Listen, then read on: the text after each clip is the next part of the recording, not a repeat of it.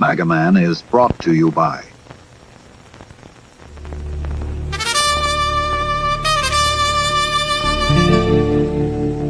It appears you hold all the cards, Mr. Trump. My fate is in your hands. Has anyone ever told you you look like a donkey? Yes. Many times. Even facing certain death, you're defiant, like a petulant child. Well, it won't help you now, Maduro. Your time is up. F8. You sunk my oil tanker. Hasta el final, asshole. Coño, carajo. Oil Tanker, the new game from Bilton Madley, proud sponsor of Mega Man. El papá de los pelucones.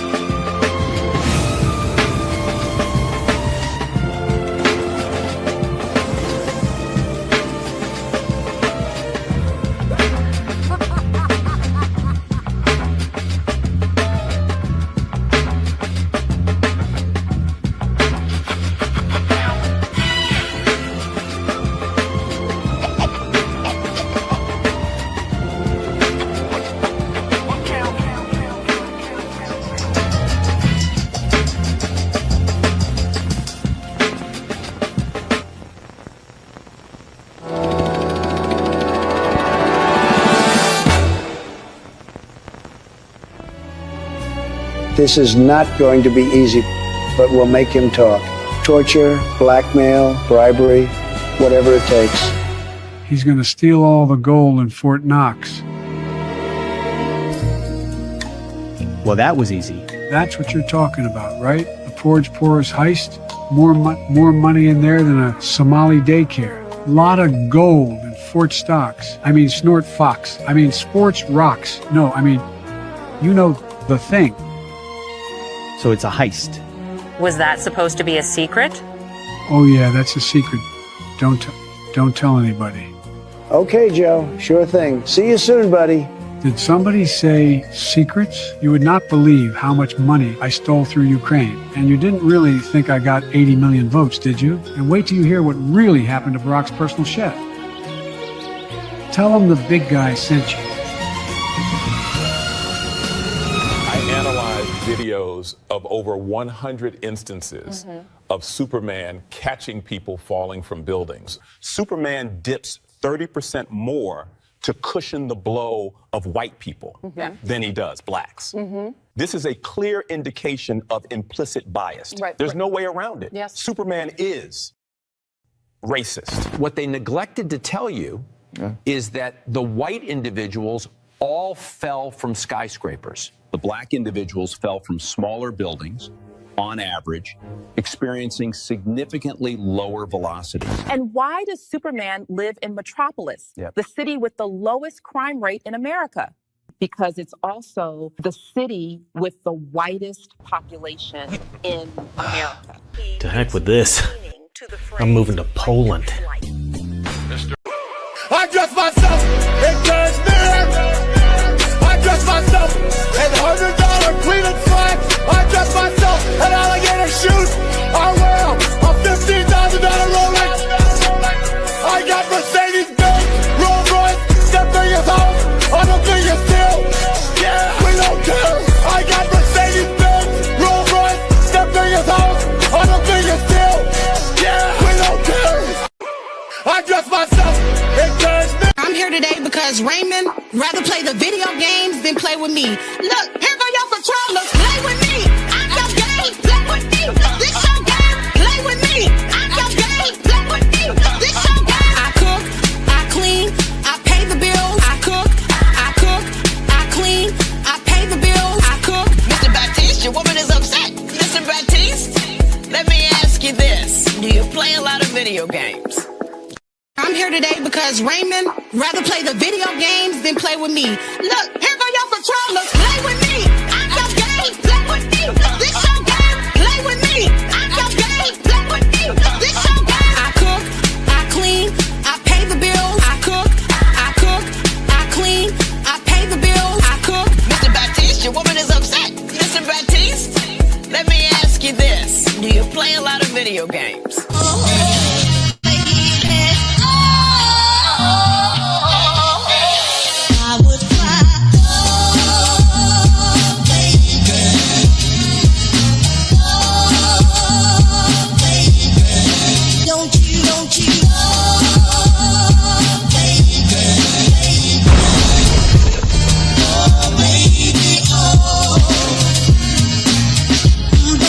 Don't you,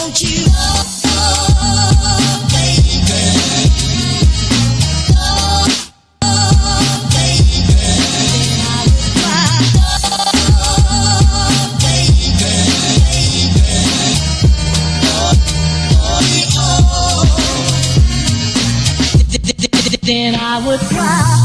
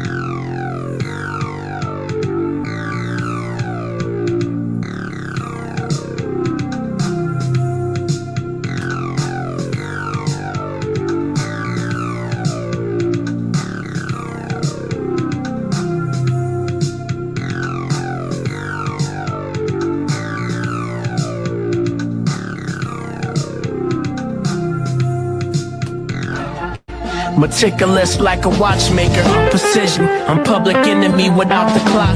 Listen, champagne flavor apricot, full flavored, full lean furs. Ocelot, I'm at the spot, about to make a lot. On a calm morning, got me brainstorming new ways to breach loopholes, new goals to turn coal into diamonds. You motherfucking turncoats, cotton picking good for nothing wanted. You low down Benedicts, how you kill a good nigga working in the neighborhood, trying to build shit. That ain't real shit. I know it's hard to get on one accord, but why take a king off the board? It's not checkmate when the gang detonate, but let me deviate. I'm thinking more pouring white grapes in the flu. How escaping a coupe, the heist. Open shop down in Alger Heights. Nothing less than success will suffice. Right, tell me how it feel to be a real one. We don't inherit empires, gotta build one. High stakes when it's fake, stay a real one. Mastermind a game plan to make a meal from. Tell me how it feel to be a real one. We don't inherit empires, gotta build one. High stakes when it's fake, stay a real one. Mastermind a game plan to make a meal from. It's real, pearls before swine. Girls with strong minds, the world is all mine. It's like hurry up and wait, it's a long line. You got the right idea, but at the wrong time. Timepieces, I find peace, my mind reaches new levels, new devils to leave speechless. Speak truth to power. Minutes turn to hours. Yours become ours. Now it's new moves, rules of engagement. I leave out with the money, with who I came with. No more the same shit, but I'm still player. Get your main hit like your first single. Layers, fly ladies understand lingo. On the hotel rooftop, we met mingle. Tequila shots, the whole menu was bilingual. Sing along, you know the words, it's not a jingle. A man with a plan with a purpose. Standing ovation, we out, close the curtains. Yeah. Tell me how it feel, tell me how it feel. Tell me how it feel to be a real one. You don't inherit empires, gotta build one. High stakes when it's fake, stay a real one. Mastermind a game plan to make a meal from. Know the deal. Tell me how it feel to be a real one. We don't inherit empires, gotta build one. High stakes when it's fake, stay a real one. Mastermind a game plan to make a meal from. Know the deal.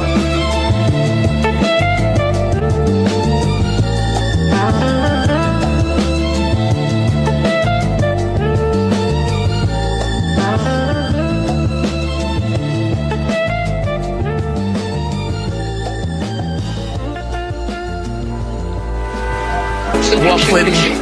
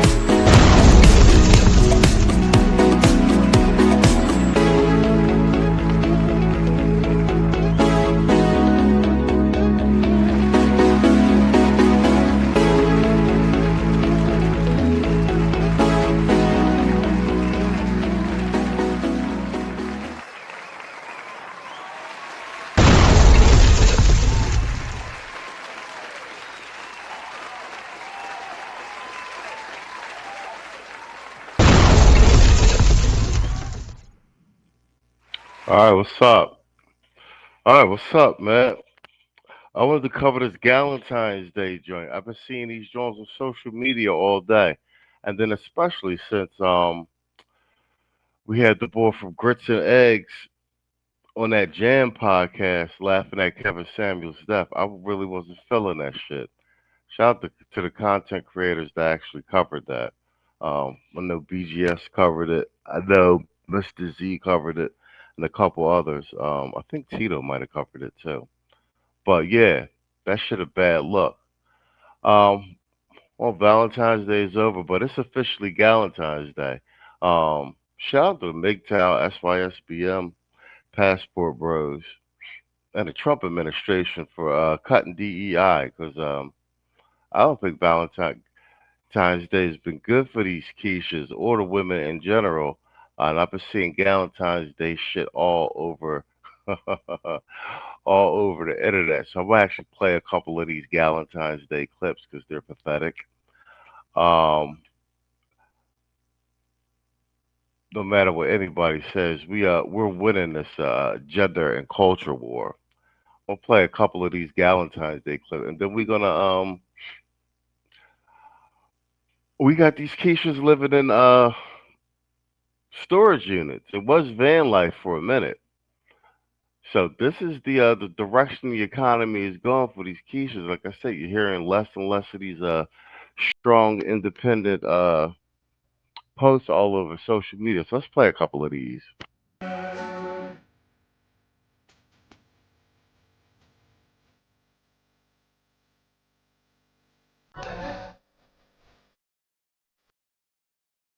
Pathetic. Here go another one.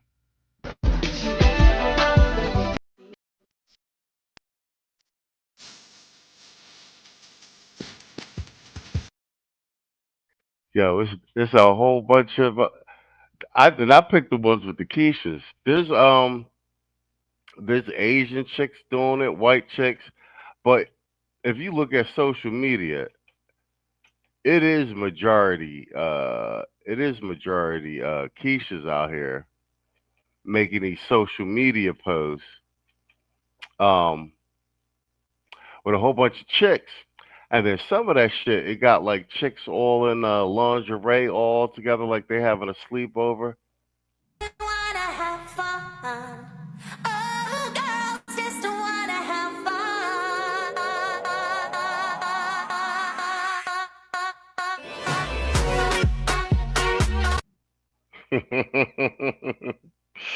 Yo, they got some big backs up in that joint.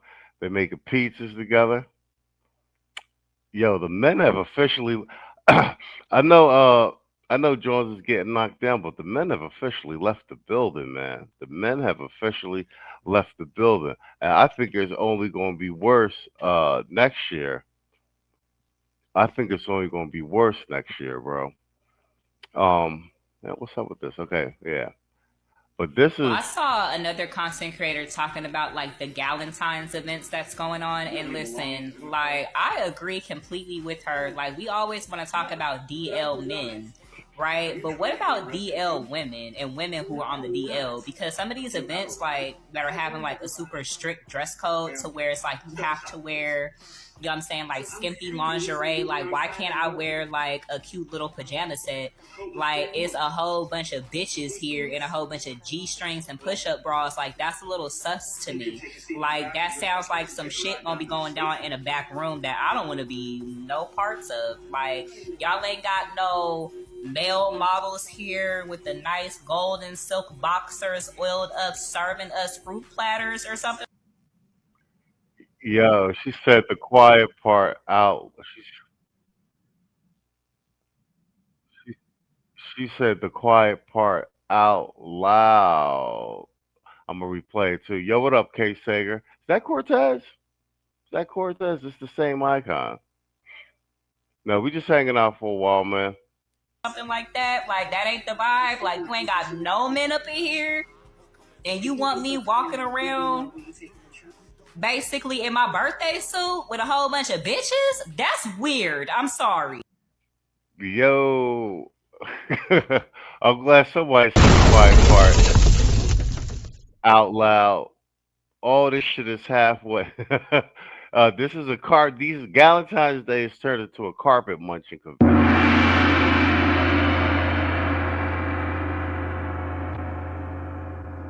I said it. Let's play that back. So I saw another content creator talking about like the Galentines events that's going on. And listen, like, I agree completely with her. Like, we always want to talk about You said the DL stuff was, yeah, it was always projection. Hell yeah. Bang, there you go. It was always projection. That's the quiet part out loud.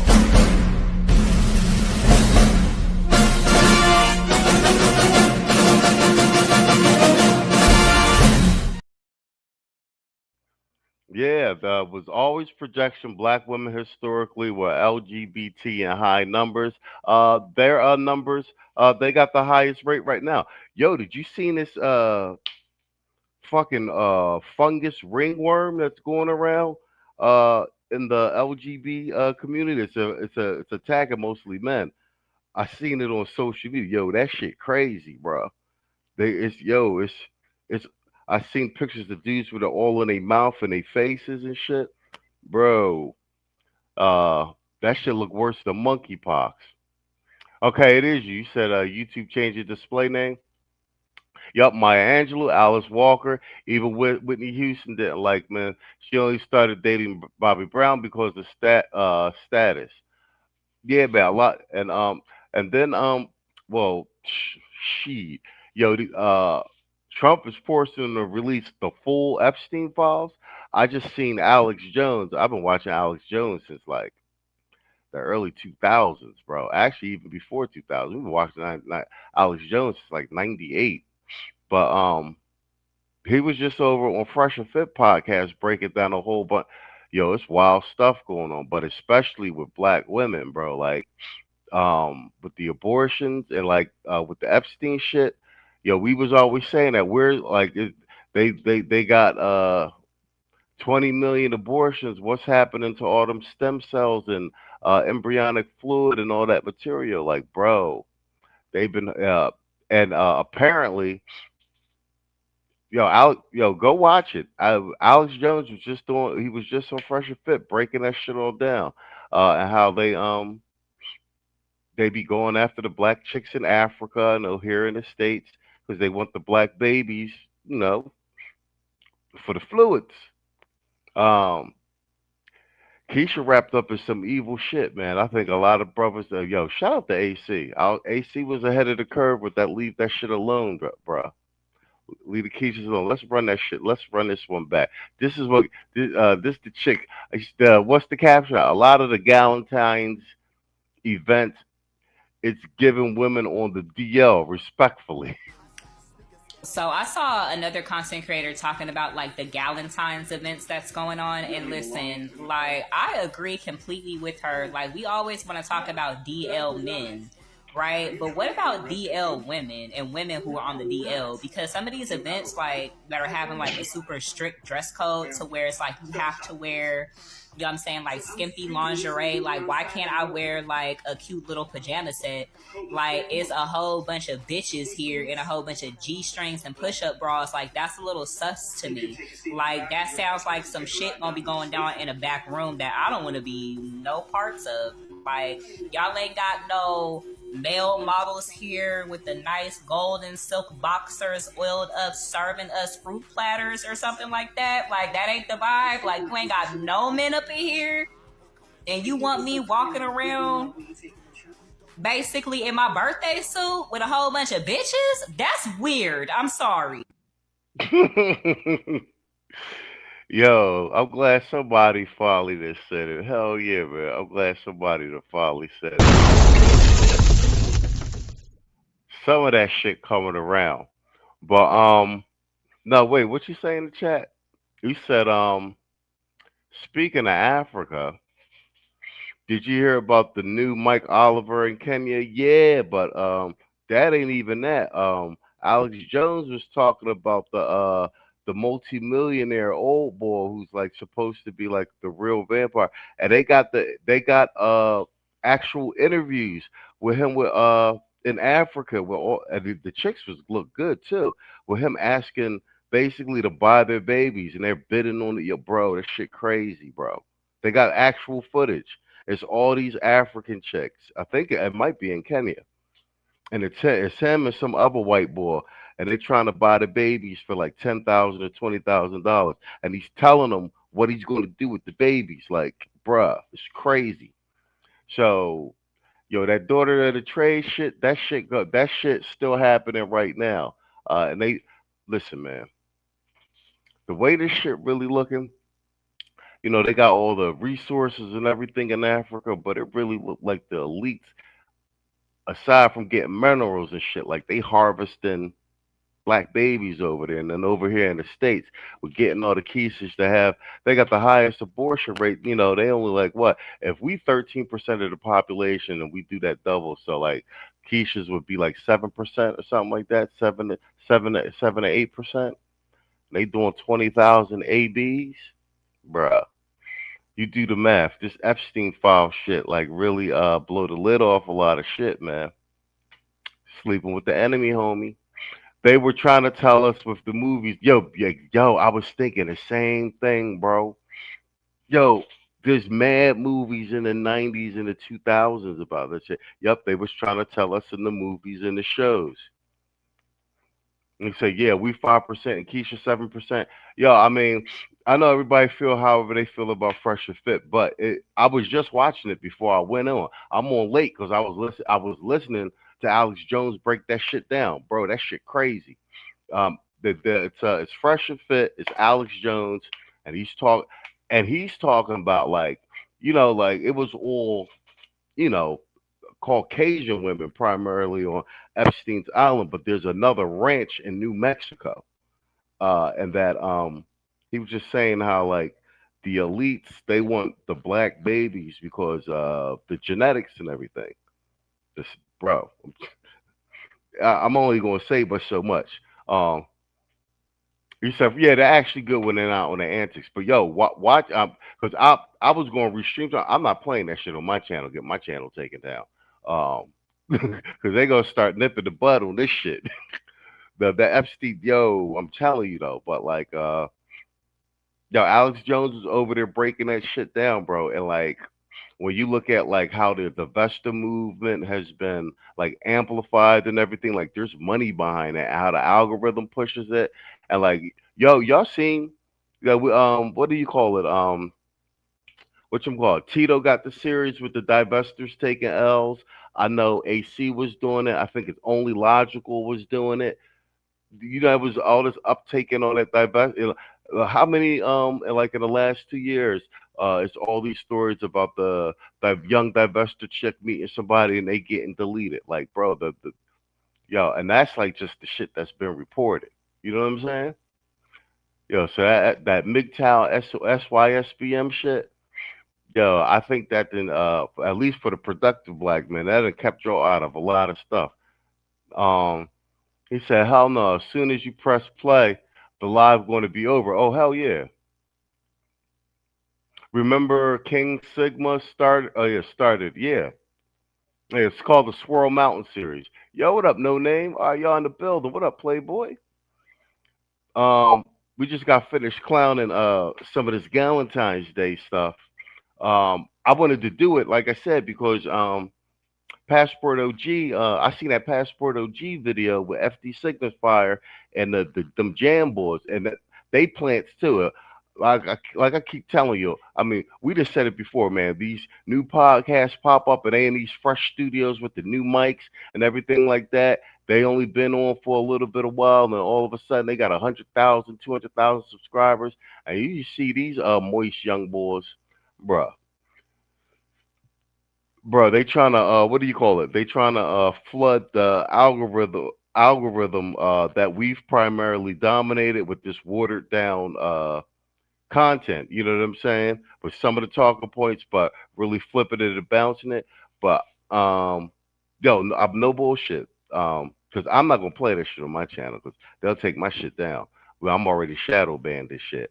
But it was just on. It's fresh and fit. They got Alex Jones on there. And the most, I mean, they talk about the Epstein files, but the most important part is when Epstein be talking about the elites and their thirst.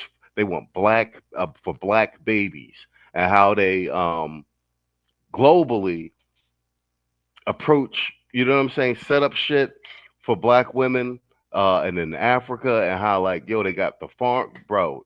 It's crazy. I mean, I ain't really surprised about this. We kind of talk about this shit, but the fact that it's actually in writing and they got videos and shit like that, the evidence trail, bro. That's what I'm saying. Like that divestor shit, bro. With it getting as big as it is, that some of that shit was funded to like funnel black chicks onto online. You know what I'm saying? Like, bro. Yo, we was right about a lot of shit down here, bro. We was right about a lot of shit. Shout out to AC. Shout out to Only Logical, who been chronicling these divestors taking L's. He said, notice Shira. Yup. Notice the Shira 7 types don't get taken down. Exactly. It's so much going on. I can't keep up, bro. Trump just whatchamacallit?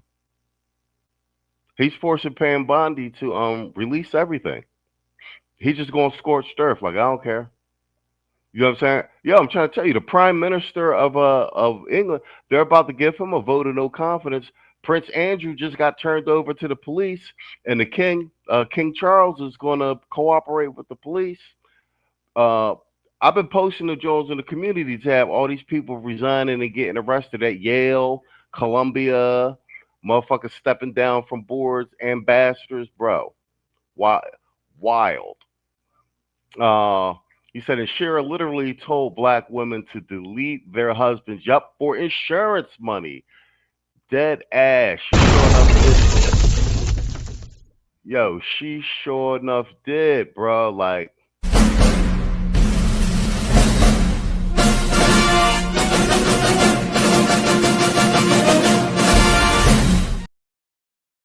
yo, the internet is forever, bro. We don't forget over here, bro. You feel me? We do not forget. Um, Hold on, let me do this. He said, yeah, yeah. The Oprah school shit. I posted that on the community tab. Remember, she had the school for girls. Then all the girls disappeared, but she's got all those log trips to on her private jet to Epstein Island. Them girls is on Epstein Island. Black girls, black school age girls. Bro, this shit crazy, bro. This shit crazy. You know what I'm saying? I'm gonna let everybody else cover it. I might like do like some pre-recorded videos and put them on Patreon. But yeah, motherfuckers. Flash or Fit, they too fucking big. But some of y'all small content creators, man, y'all might lose your channels. Be careful with that shit, bro. Real shit. Yeah, what a time to be alive. Yep, yo, no news, spot on. He said, yo, that's a good analogy, my G. That is a good analogy. He said, divestiture movement is a modern day Hansel and Gretel. Bruh. Yo, listen, man, shout out to black men, man, because, you know, with the divestiture shit, a lot of the content was like, you know, by brothers like, you know, like, something gonna happen to you. Like you had a lot of brothers like, you know, just making content to be like, yo, something gonna happen to you out there. And we was right about shit. Yo, even remember the in Chicago, the serial killer that they couldn't catch, you know what I'm saying? And all he was doing was making Keisha's disappear. Then they never caught him. Bro, but we was right with the it's like, you know, the Keishas don't want to listen like that. They think they leveling up. Bro, what's that? What was that Glorilla song with her talking about the AB clinic and everything and Planned Parenthood? See all of that shit now start to be like, oh shit, they really was funding that song. You understand what I'm saying? To get the chicks to, you know what I'm saying? To do the deletions and shit because, bro, you gotta. They got Alex Jones pulled up the interview with the boy and he with the old white boy looked like a vampire and shit in Africa trying to buy the chicks' babies and shit like that. And he was saying like, you know, like all that shit's valuable, even the menstruation, bro. Do you know how many stem cells is in that, bro? Wow, shit, my nigga. Wow, shit. He said I thought most insurance has slayer clauses. Was it in Nigeria? I thought it was in Ghana. K. Sager says black men have always been talking like us. I just found out a group from the 1920s called the Memphis Jug Band, bro. Yo, shout out to black men, man. Like you know what I'm saying? The internet is the great equalizer, bro. I was having this conversation with the two dudes I did the tech broadcast with. Just that like it evened everything out. Whereas like everybody from every state, even around the world, we could all talk to each other and compare notes. And it's been less than a decade, really, and exponential growth and everything. Like you know what I'm saying? Policy being affected, like just everything, bro. And listen, man.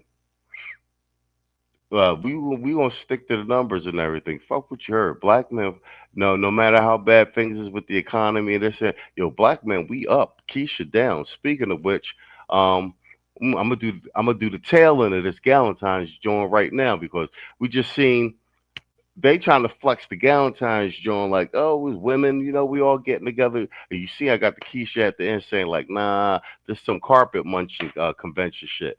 But I'm gonna play this next shit about all these Keishas living in storage units because you know first they was trying to flex with the van life shit, right?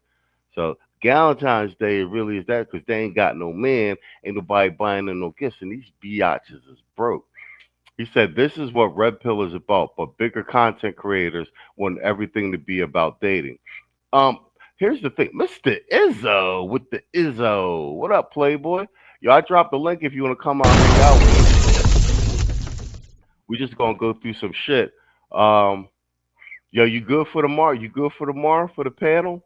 I got to get in touch with Tito. It'll be me, you, and Tito if I can get with Saul. Yo, what up, Kwame? What up, Playboy? Guys, as you know, the fundraiser for the channel is still going. We're trying to fix our motherfucking bind. Got a I got a problem I got to fix by the 18th over here. So we still short on our goal. We say you down for it tomorrow? Oh yeah, I shot you an email. If you want to come up, and just kick it with me, hold on. I seen you on what you call it. I seen you on Hood Conservatives, John, earlier during the week. Shout out to Hood. I think he got his other channel. Looks like he got his other channel back remonetized. Shout out to Hood. I'll be watching Hood Conservative all the time. Actually, we reviewed him on a all right, give you 20 minutes. All right, just let me know when you're ready in the chat. I'm gonna be on for about 2 hours, and I drop you the link. Yeah, he got his other channel monetized. So yeah, we reviewed one of Hood's joints earlier this week. I think it was the Don Lemon John and something else. You said the school was in South Africa. Yeah, that's right. You right. South Africa. But by the way, all those girls disappeared, right?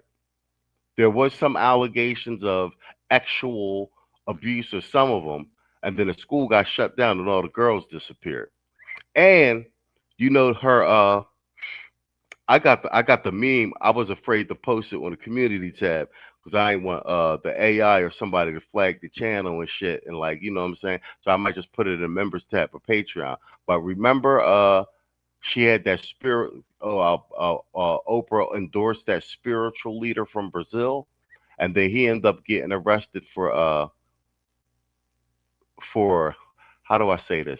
For farming babies and selling them nationwide. And he had all these these underground dungeons with all these girls.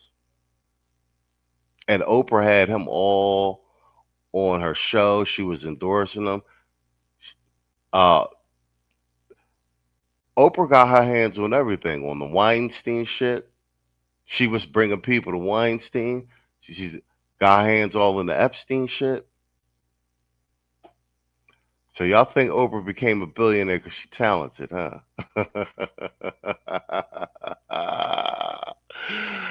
Oh, I got some beachfront property in Vegas to sell you too. I'm here today because Raymond rather play the video games than play with me. Look, here go your controllers, play with me. I'm your game, play with me. This your game, play with me. I'm your game, play with me. This your game. I cook, I clean, I pay the bills. I cook, I clean, I pay the bills. I cook. Mr. Baptiste, your woman is upset. Mr. Baptiste, let me ask you this. Do you play a lot of video games? Yes, sir. I had to do a drop on that. Talk about that Oprah shit was getting too heavy. You know what I'm saying? But it's real rap. I'm saying a lot of that shit to say that, bro, a lot of the stuff that we was talking with the, with the gender stuff and everything else, we was right, but we was right on so many different levels that we didn't even understand. Now that this Epstein shit dropping, bro, Keisha been taking L's. And I keep saying this because I'm not going to play it on my channel. I might go clip it and do a pre-record and put it on the Patreon. But you got, because I want to catch that shit what Alex Jones is saying. But you got to watch it. It's on Fresh and Fit. Matter of fact, before I go, I'm gonna drop the link to it because I think it's in my history. It's Alex Jones, and it ain't just that he's talking about the Epstein. It's that he's talking about black women in particular and and it's like a worldwide cabal to, you know what I'm saying, bruh? Crazy shit. And these Keishas out here thinking they winning, and they really is the prey. And now a lot of that shit makes sense about the like how they the media and just everything, like they really got these Keishas being like, we don't need no man, and and putting the black man that it's what do you call it? It's motherfucking it's engineered to leave them unprotected so that they could be preyed on and that they can have access to the bro. Some creepy shit is going on globally, bro. Watch that shit. Matter of fact, I'm gonna clip some of it. I'm gonna make a pre-recorded video, and I'm gonna put it on Patreon. I'm not putting it on my channel. You know what I'm saying? And I'll put the link on the community tab, bro. And like I said, but you know what? On some real shit though, Alex Jones been talking about this shit since the '90s, bro. I used to watch InfoWars and shit. Me and the homies. And it was like, they always tried to make it look like he was a conspiracy theorist and a kook, but he always had like motherfucking receipts and shit. You know what I'm saying? No News said, I'm surprised there's no mention of what Harvard morgue manager who was selling him. Yeah, exactly. No Name, No Name and Handle. Now it makes sense, I guess. The reason why Oprah has been attacking black men. Bro, that's what I'm saying, bro. Like, everybody that built the lexicon initially, like the BGSs, the Obsidians, the Angry Mans, then like all the content creators around that, the remote, y'all know the original, you know what I'm saying? Plus all the 1.0 guys, Tito, Thugtician, Barbarossa, just everybody. Like we was right, but we was we was right what we was talking, but it's like we ain't understand the level of right we was. Like, you know what I'm saying? Like, it's hard to fathom that level of evil, but like, bro, real shit. Keishas globally, they are cattle. You know what I'm saying? Like, bruh, like I ain't even going. You know what I'm saying? I'm gonna talk around that shit. Like, they farming them Jones. Like, you know what I'm saying? Like the whole divestiture shit, the whole I don't need no man, it's propaganda to leave them out there unprotected, and it's working. Cause niggas is just like, bitch, you on your own.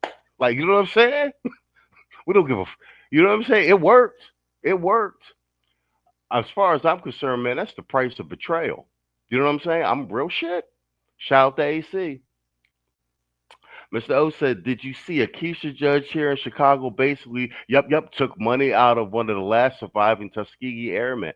Bro, listen, man, some of this shit seemed like divine retribution. Like, you know what I'm saying? I don't know how much y'all is into spiritual type shit. Like, bro, like, you can't delete that many babies. You know what I'm saying? Do your men that God gave you so evil, and like the retribution, like, you understand what I'm saying to you? Some of this shit be seeming like divine retribution, man.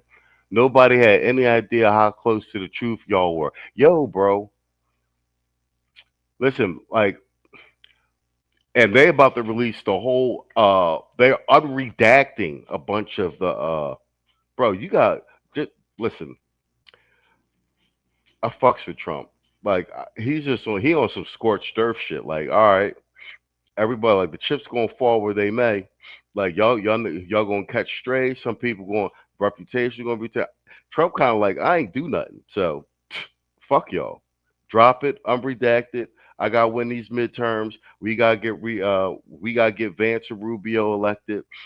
All y'all can suck it. Yo, for real shit. I ain't mad. All right, guys. Yeah, we all on the same page. But I mean, for real, man. All y'all, like, in the audience, all y'all, who've been absorbing this content, the way shit is playing out. Once again, shout out to AC. I don't even think he realized he know how right he was. But we had the conversation, but we just knew something wasn't fucking right with how shit was going. And now a lot of the shit that we talk fucking makes sense, bro. I'm just saying, you know what I'm saying? I'm just saying. Lower class cats that were raised by so-called single mothers have been extremely close to this from the very beginning. Yeah, I mean, like I say, even with the number of moist boys coming out, you know what I'm saying? Like, That's the Keisha's buck breaking them boys, bro. Some evil shit going on, man. And I'm gonna tell you this, and it sounds fucked up. But every dude I know that is not messing with a Keisha right now, but they all doing better. Relatively. And that's dudes from all walks of life. I mean, bro, do the math. You know what I'm saying? Like, draw your own conclusion with that. But I'm just saying, bro. All right, so this is my follow-up, John. I just did the Galentine's Day clips, but this really was at the core of this Galentine's Day shit. Hold on, is my shit turned up? Let's do this from the beginning. This is women are moving into storage units.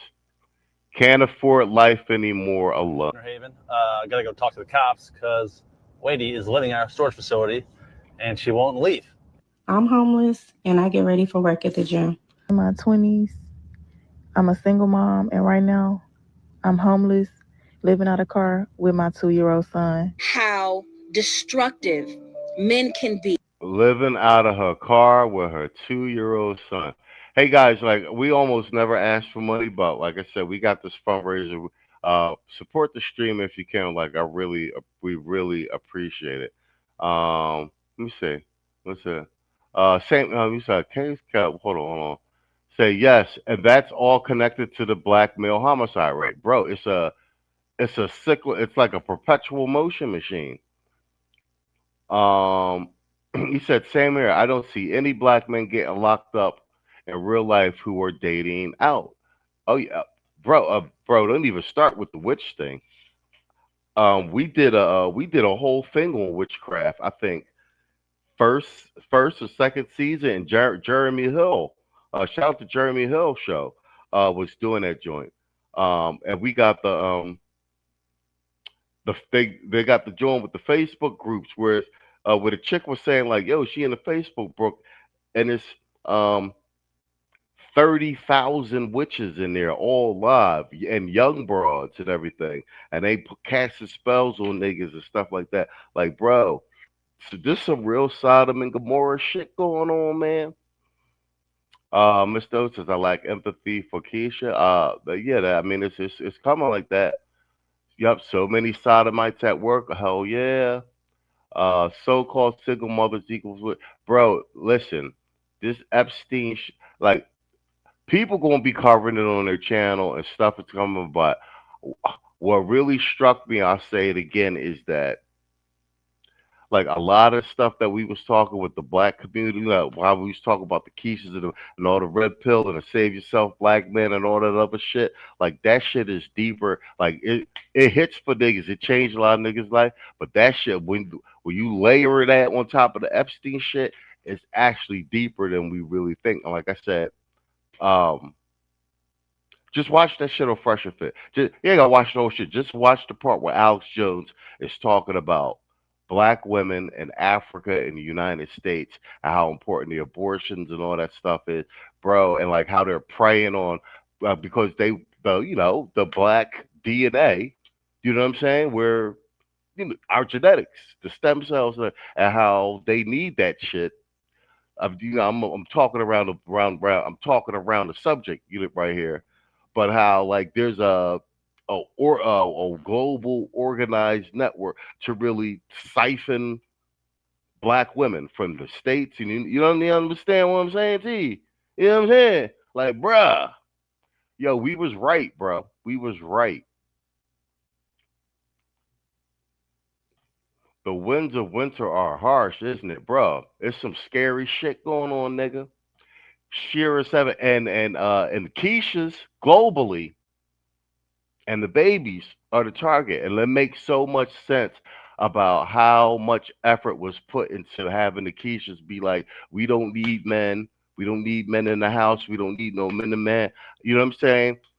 It makes sense, bro. You know what I'm saying? They out there without no protection. And it's like they overplayed their hand because like the information is out now and niggas just like, fuck them. You know what I'm saying? They gonna have to work that shit. They gonna have to work that shit out. I'm here today because Raymond rather play the video games than play with me. Look, here go your controllers. Play with me.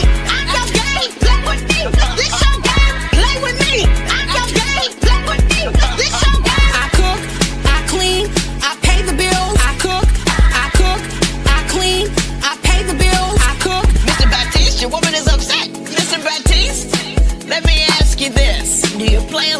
video games. All right, let's get back to it.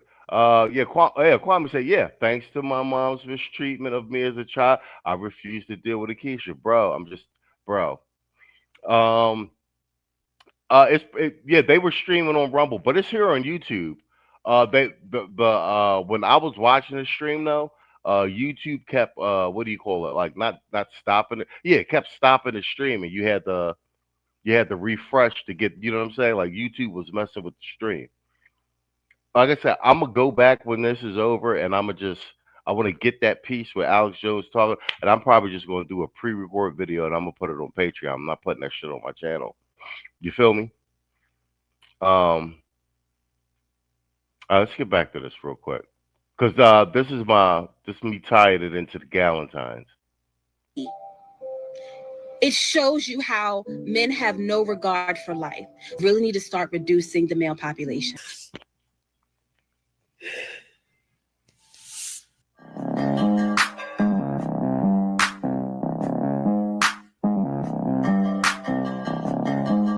Yeah, shout out to More to Life. This is More to Life's channel. He's in the Philippines. He got himself a Filipino wife. I'm gonna drop the link to this video in the chat.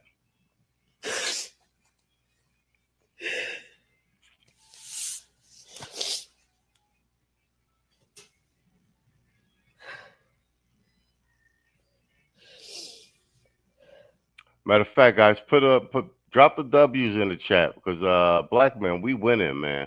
We called this shit right with all the black manosphere and red pill content, and then pivot into to politics and having the right conversations. Yo, we did good, man. We on the right side of history with this shit, and it really looking like the simps and everybody is on the wrong side of history, because they are by de facto promoting this evil shit. You understand what I'm saying? By promoting Keisha's goofy behavior. Yo, put them W's in the chats. And yeah, man.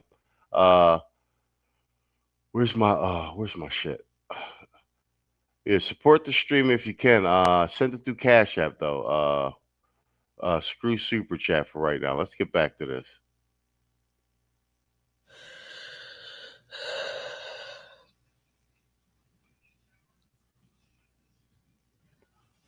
This is Galentine's Day, fellas.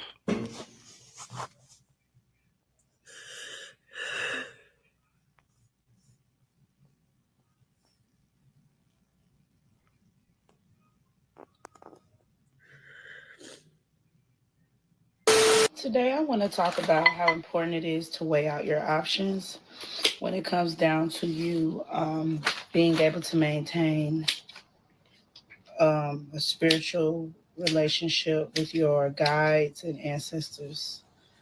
Many of us are transitioning into spirituality. We're starting to remember who we were, and that comes with hygiene. It comes with maintenance. It comes with offerings. It comes with different things.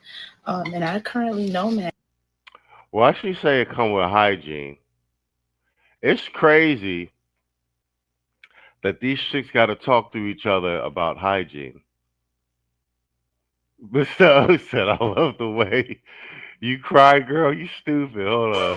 I dress myself in cashmere. I dress myself in $100 cleanup slacks. I dress myself in alligator shoes. I wear a $15,000 Rolex. I got Mercedes-Benz, Rolls-Royce, that thing is home. I don't think it's still. Yeah, we don't care. I got Mercedes-Benz, Rolls-Royce, that thing is home. I don't think it's still.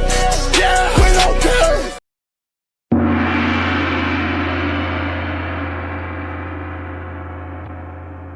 Hygiene though, and the shit she doing, it look like she doing, let me take a look at this.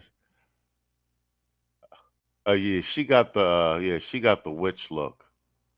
They got a look. And the other thing, a lot of them witches be the real pretty ones, the earthy ones, and the bitches be fine, but they be witches, bro. If that's the assignment that my ancestors have me on right now, in my part of self-discovery and remembering who I am.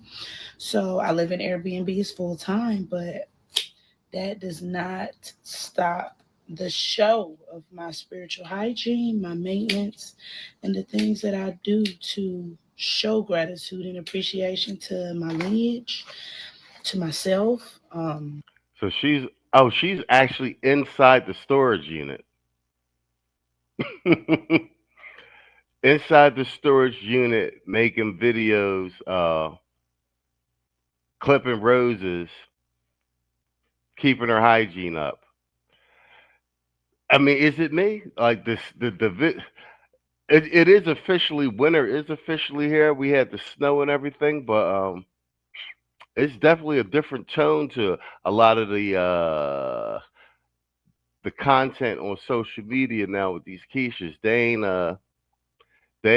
what you would call it. They ain't flexing like they used to be. You see Shane in there saying nothing about not needing no man in that storage unit. And to source. So I currently work in Nashville Friday, Saturday, Sunday. Usually Sunday night, I pick where I'm gonna go. Most of the time, I stay the night in Nashville again Sunday night because Mondays I like to use to prioritize to come and spend time with my altar space to give offerings to my ancestors. Oh yeah, she's a witch. No, that video was spooky, seriously. But hey, if you're living in a storage unit and that's what you want to call it, so be it. Rainy, I'm in my 20s. I'm a single mom, and right now I'm homeless, living out of a car with my 2-year-old son, Kai. It's not that easy to say out loud, but God told me to be obedient and honest during this season, even when it's painful. So here I am. My lease ended in June, and the apartments decided that they were not going to renew my lease because me and my mom were not seeing eye to eye, and she was my co-signer. So up until then, since mid-July, they had me on month to month up until I got evicted. And she was helping me. The only reason why she was helping me is because her name was on a lease as a co-signer. She living in a car with her son, her 2-year-old son. Y'all wonder why. Y'all wonder why these young boys is so effed up and effeminate with no skill. And it don't even look like she bad looking.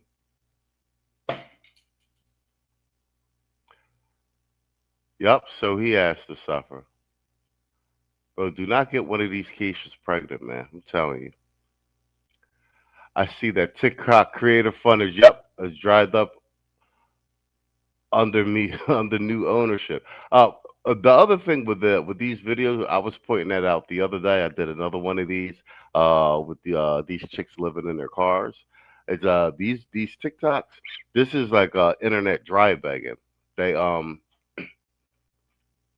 doing these videos so they can get sympathy from the simps, and the cash apps can come in. You feel me? In the car with her son. So if you don't know, my car broke down at the end of 2024. The engine went out, and after that, I rented a car from Turo, but it was way too expensive to maintain. By February, I lost my job, but I was able to get a more affordable rental car, and then I started doing DoorDash and just other little delivery apps and stuff, gig apps that I could do in the meantime. I had already been doing that work before, so I was just trying to make ends meet however I could. But honestly, those apps was how I was surviving and how I put food in our mouths. That's how I kept gas in my tank.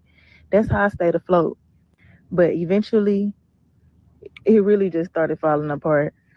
Just recently, DoorDash deactivated me because they found out I was using my brother's account, and Lyft will not let me Lyft because I don't have my registration sticker. I don't have my registration sticker because I was able to get a new vehicle with the help of everybody. Thank y'all so much. And right now, I can only do work that I can do with Kai by my side.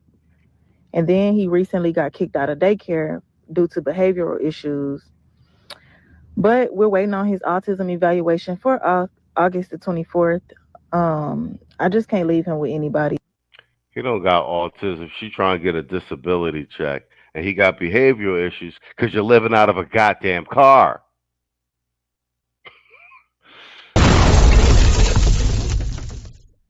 These kids don't have a chance, bro. Especially the boys. The boys do not have a chance. And then the $1 million question is, where is the father? Yeah, he's kicked out of daycare too with behavioral issues because he's living in the car. And you see that they have a kitten in the car too. So it's her son, and the kitten in the car. And I wonder why the boy has behavioral issues. And this is a male child, and he's automatically autistic, so she can get that disability check.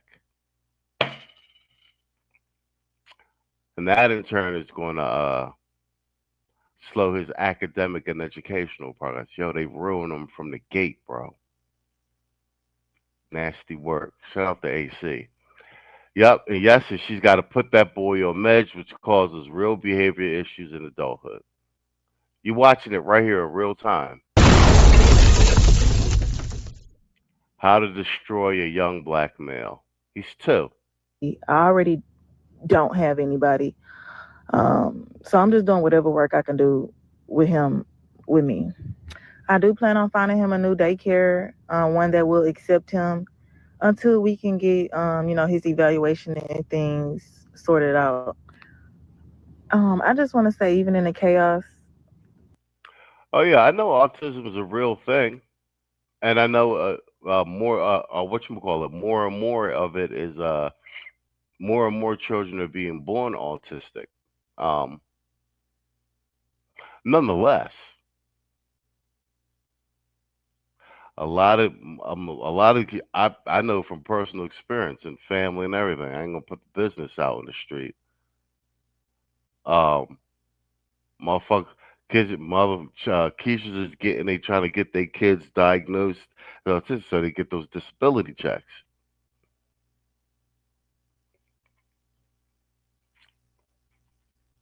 Yeah, and I agree with you. Yeah, more and more children are being born autistic and with Down syndrome because chicks is drinking and smoking, popping mollies and pills, perks, and all that while they're pregnant at poor nutrition. Yeah, but the whole shit. No, I'm with you 100%. Well, I'm telling you that all these kids ain't. And yep, yo, 100%. I already been talking about that. That there's a strong case for inbreeding in the black community, especially in the South. And then especially with chicks all getting pregnant by the same dudes and everything, and then like the offspring end up not knowing that they cousins with somebody that they run into. Bro, it's a strong case. There's a strong case for an inbreeding argument in the black community. I was making that argument, and I think with Tito, like season 3, season 4, I've been peeping a lot of that shit, especially down south Mississippi and all that other shit, bruh. Inbreeding is that never. I don't know how much of that shit was a thing back. That's definitely a thing amongst poor blacks. You know what I'm saying? All with the sharing. You know what I'm saying? Mr. O said I've been making that argument since I was 18 years old. Well, I mean, like I said, case in point, Kevin Gates is fucking his wife, his first. That's his first cousin. He got kids with her and everything. They first cousins. And he didn't find out till later that afterwards, I guess somebody in his family told him, I think his mom told him. And then they was just like, well, we don't care.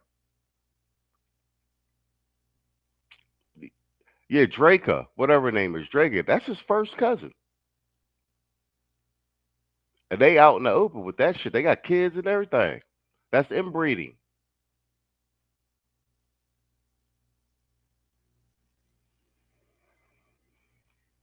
Hold on, let's play some more of this shit. God still made a way. With the help of some truly kind people, I was able to get a car. That cat is actually eating very good. It looks like the cat was eating cereal with bananas. Give that to the baby. In my name.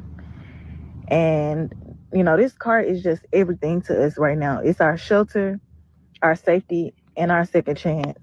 To everyone who sent groceries, wipes, hygiene products, and more, thank you. Yeah. So people said the groceries, cash apps. Yeah, she dry begging, bro.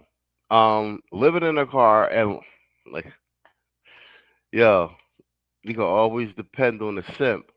But this is what I'm telling you, with the way the economy going, and even when the economy comes back, the job market is already shifted with the AI and everything. Like they cutting everything.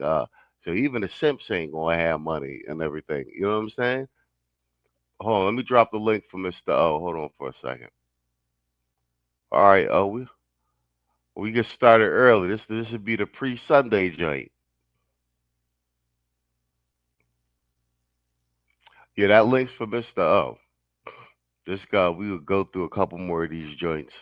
We just do a pre-Sunday hangout joint. Man, this shit crazy. What you call? I'm doing this Galentine's Day joint, and then like showing you behind the scenes. This is why you really got Galentine's Day. Fuck all this bullshit they talk about. These bitches is broke and ain't got no man. I'm doubling down on this shit because old grits and eggs boy and all that shit. And FD Signifier with them Jam Moist boys. Yeah, was trying to kick Kevin Samuels back in. Why he did and everything. So this is me being like, no, Kevin Samuel was right. Look at this shit. Yo, what up, Mr. O? How you, man? Man, chilling, man. Just got off the jizz. You know what I'm saying? It gotta be back there tomorrow, but I'm be available for the stream. I don't get off until 11, but I'm slick with it. I will be on the stream while working for that last little half an hour, so we ain't gonna miss no boat. We gonna be keep on doing what we doing, baby. All right, no, we good. I gotta talk to Tito tomorrow and Saul. If worst come to worst, it'd be me, you, and Tito. Because we ain't Super Bowl was last week, and then what you call it? Everybody was missing the action the week before, so I don't think we've been on for like 2 weeks. Yeah, it's been about a good 2 weeks. Good 2 weeks. It's cool. I mean, a little hiatus is good. I mean, I was still doing the random shit streams during the week, and then I got the new tech support stream with Theo and Dak. So new content on the channel. But I mean, fuck it. I mean, it's Saturday. You might just come up and hang out with me for this last like little bit of hour and shit. Yeah, I'm trying to get in the process. I mean, it seems like YouTube ain't gonna. I mean, I got my 1,000 subscribers, but they basically shot a band of nigga, and I gotta get the watch time out. Well, how many watch hours you got, or how many do you need? Man, I need about 1,500. 1,500 watch hours? That's not that bad. We did you make the playlist like I told you? A playlist of your content so I could just keep reposting your because that's how we got our watch hours. I made a playlist of all our content and I kept spamming the chat and being like, guys, I need y'all to just play the playlist on like a tablet or a laptop you're not using. Don't put it on mute, just turn the volume down low, just let that shit play. You know what I'm saying? Like during the day and shit. Like I said, and I'll start doing that on mine and then I'll share it on the community tab and we'll drop the playlist. You know what I'm saying? Like every Sunday show and shit. You feel me? Yeah, I'm going to appreciate that. I'm going to do that too. But I'm also about to go ahead and start probably like 2 other channels not related to this. I'm just make some like AI channels and stuff like that. I might make a whole channel just me walking around watching cats or something like that. Yeah, I guarantee a whole bunch of women go ahead and tune into that. Matter of fact, I thought of a channel right now that I'm pretty sure gonna get some whole bunch of views. Cats and wine. There's gonna be a whole yo, I mean, that ain't no bullshit. You might be ordered something with that, old boy. I ain't even gonna hold you. You might be ordered something with that shit. Now, for real though, I'm gonna try and find one of these AI video thing apps and actually make an actual cat into like one of them anamorph things so it could talk and whatnot, and it's gonna give the best like selections of wine for the day and the week. Yeah, I think I might have a hit with that. Yo, that's actually a really good idea. Having a channel that's just caters to whatever bullshit so you could actually fund your actual real channel with the content that you need to make. Because I mean, no, you hit it right on the head. What's happening is the attrition, man. They're trying to starve out the baseline real content creators while they're pushing the watered down joints. Like they're trying to reconfigure the algorithm. You understand what I'm saying? Like they couldn't get rid of the talking points, so they're trying to push content that has the talking points, but it's the watered down. You know what I'm saying? And I'm seeing a lot of motherfuckers switch up and shit, especially some bigger ones. So somebody then got an email with an offer, and they done took the check, because I'm seeing some strange shit happening. Yeah, once they get that sponsor, man. Once I think it was Tito. Shout out to Tito. He said, and I quote, once some of these so quote unquote subscribers, these content creators get that 100,000 subscribers, they get that so-called handler or something like that, and that's when it's all she wrote. Yeah, because I'm seeing the content getting real fugazi, cuz. You know what I'm saying? You like to eat? Hell yeah, I like to eat. What you think? I got air in me? What the hell is wrong with you? Asking me dumb questions. He literally looked at my big ass and say, do you like to eat? I went by the gas station and put the air pump in my ass today, Shannon. That's how I got blown up. I'm sorry. Stick a pin in me. I'm gonna be your size. But you know, sometimes you know he don't date big girls.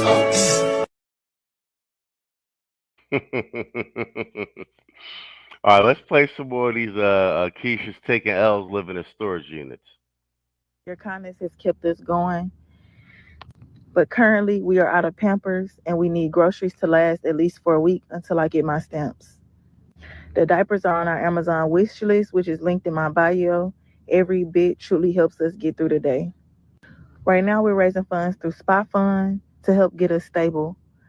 We have $3,700 left, and that's not just to move, it's also to help cover rent, bills, my insurance, my phone bill, my car note. She's sitting with the crotch shot.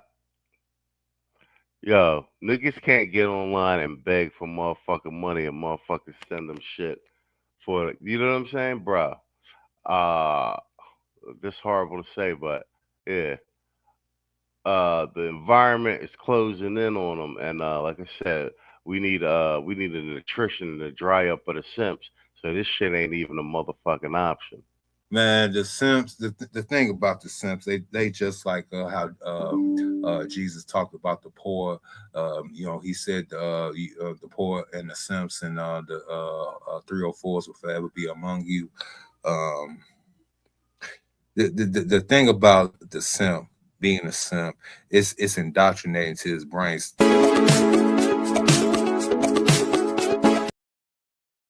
My bad, I hit the wrong joint. Go ahead. You said it's indoctrinated into his brain. It's indoctrinated into his brain ever since before he even come out the womb. Before he even come out the womb, he's basically indoctrinated and basically put into an environment in which he cannot survive nor thrive in, because it's his so-called oppressor's job to make him into a black man in her image. The only image that she can see that a black man can actually be a black man, he has to be useful, therefore he has to be used. No, spot on.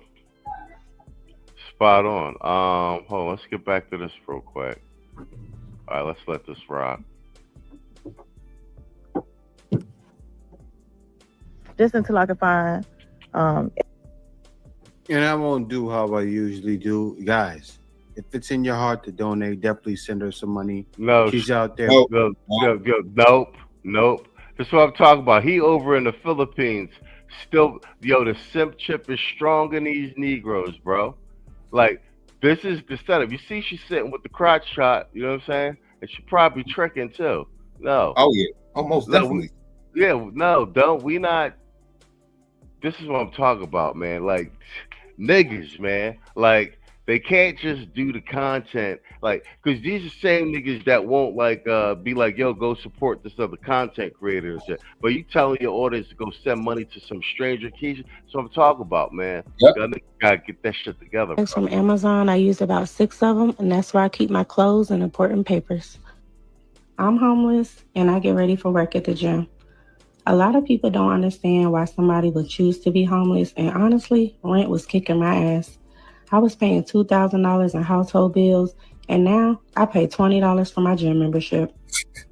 When I tell people I'm homeless, they imagine me digging in dumpsters like this looking for food.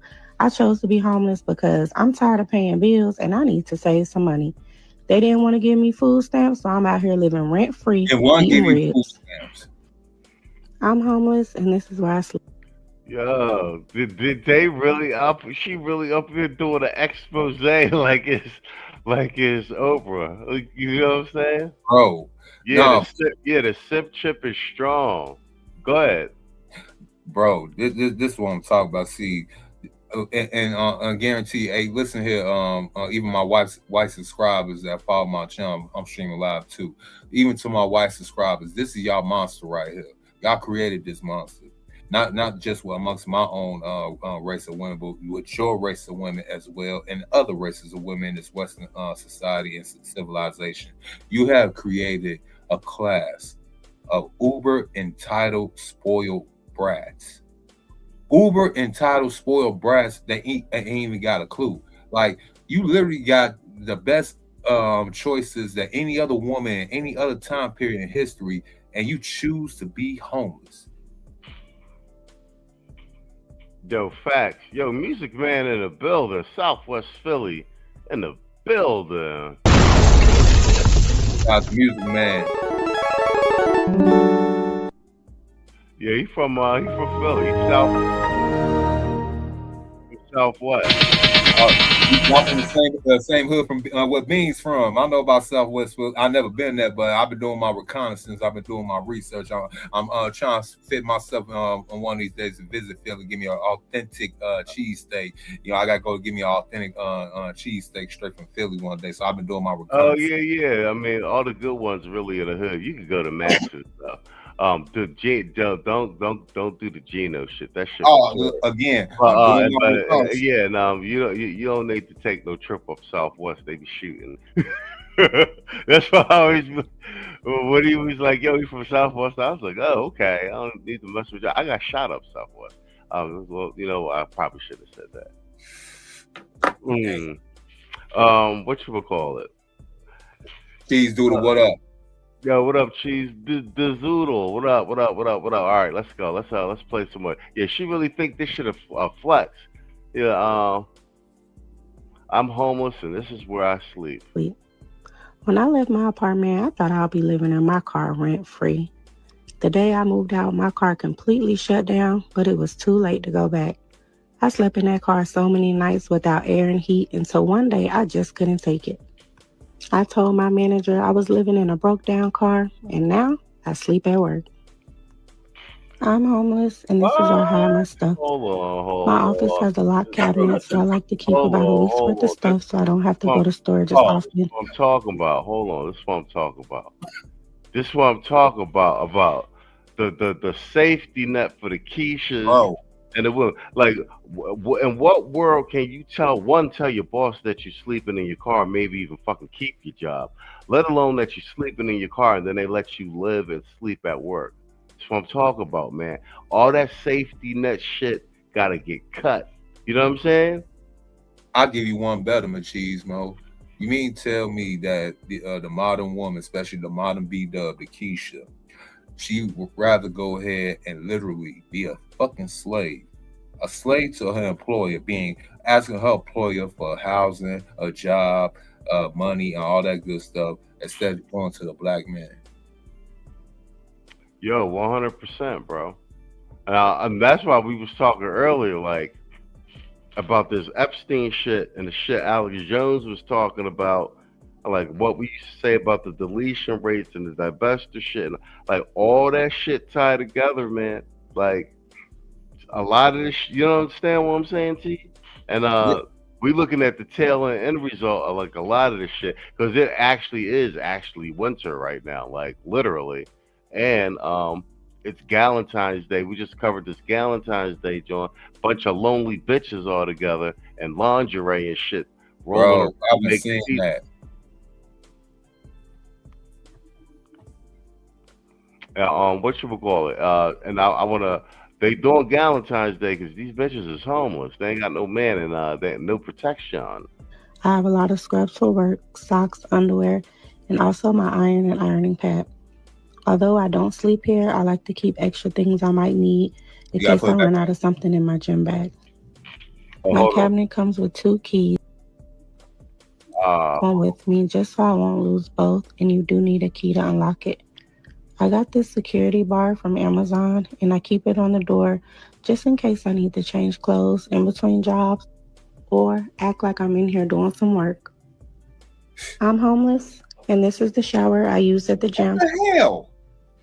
I'm homeless, and yes, I'm cleaning my makeup brushes in this bathroom. One thing I hate about being homeless is people don't like when you make the struggle look good. It's a problem. Make the struggle look good, bro. This is what I'm talking about, bro. They really don't know when the fuck they losing, man. You like to eat? Hell yeah, I like to eat. What you think? I got air in me? What the hell is wrong with you?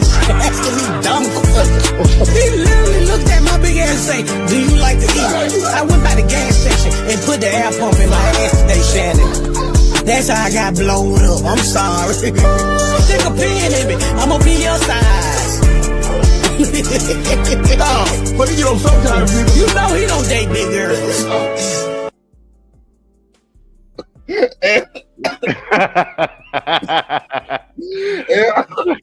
Got me choking over here.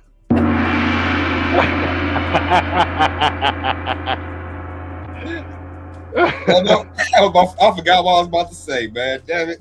Yo, what up, Detroit? Yo, that shit funny, right? Hell yeah, I like to eat. Man, you think I feel with air?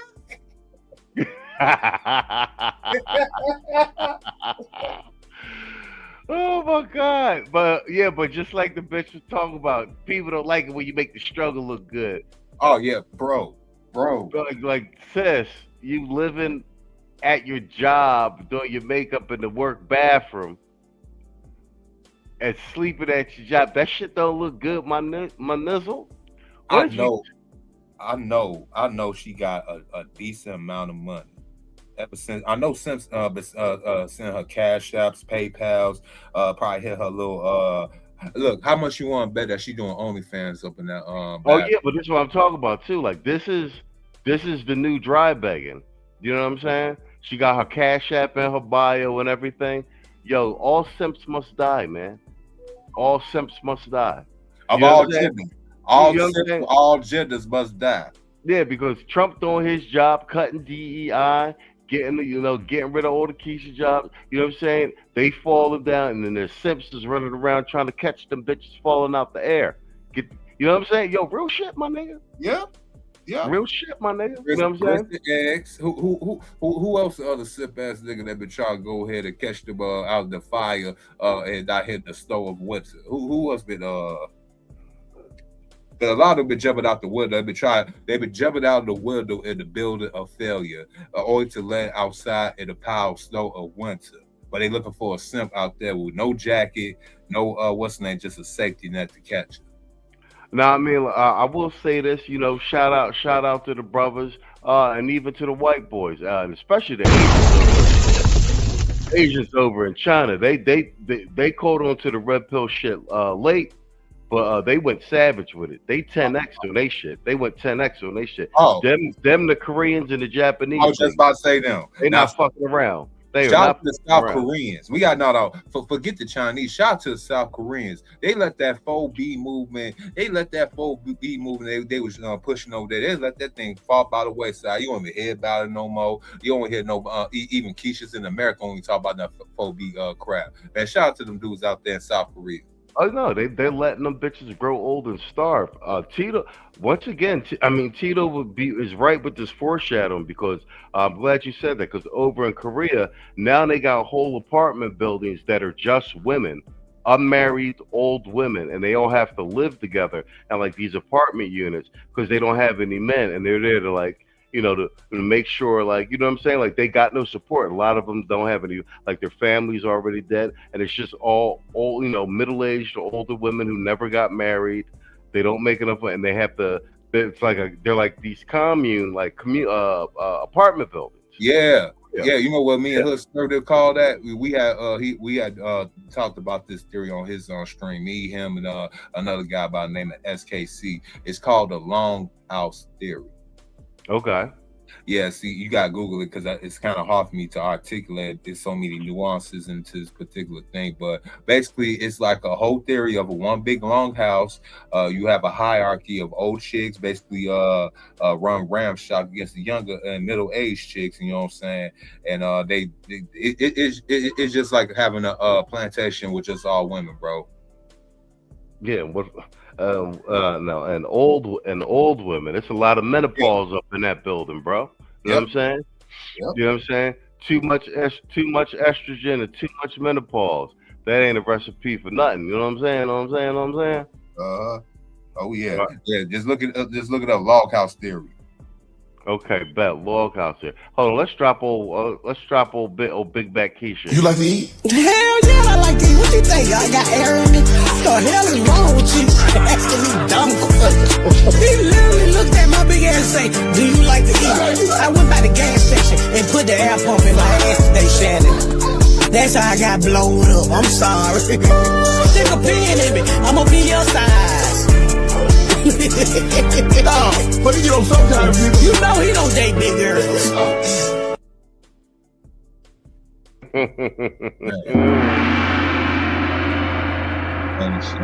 Man, Shannon, what's up with Shannon? Interview these old, overweight, blowed up Keishas though, man. He's trying to cater to the audience. He need them views. He need them AdSense dollars and everything else because Shannon Sharp earned $22,000 his $22 million his football career, and he had to kick over $23 million to the OnlyFans model for Popular and the Kulo. You know what I'm saying? Goofy ass old nigga. Tell him if I want to do my hair and makeup, but it's okay if I was living in the streets looking bad. All I know is I'm gonna keep making my content and you keep making sure you pay your rent. I'm homeless and this is how I date. Hey, yo, man, pause. I get ready at the gym and then I take my stuff to stores since it's not that far. She says she homeless to and from the date, even though they usually. Yo, and real shit, a lot of these bitches is homeless that you see in the street and they be looking good and everything. There's a lot of, I would talk to this bitch. You know what I'm saying? Yep. Like I gotta get a number and everything. This bitch homeless living in a motherfucking storage unit. You know what I mean? Pussy smelling like sardines and shit. You feel me? Bro. Man, not Bath and Body Works, but sardines and sauerkraut. That's exactly what it's gonna be smelling like. Dang. Yeah, sure, you can go ahead and wash your ass at my crib, you know what I'm saying? Make sure you don't leave no motherfucking dog marks up in the tub.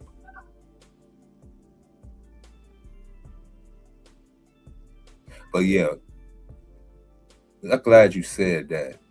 These be the type of chicks that want to flex on the ground, had their nose turned up in the streets when they walking by.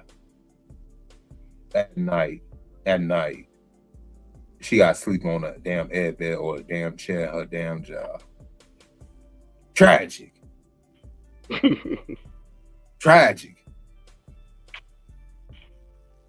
And she talking about not looking like she's talking about what she say a few frames back? Did she say something about not looking bad?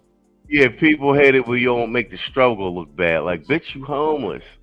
You washing up in a public bathroom. It look bad.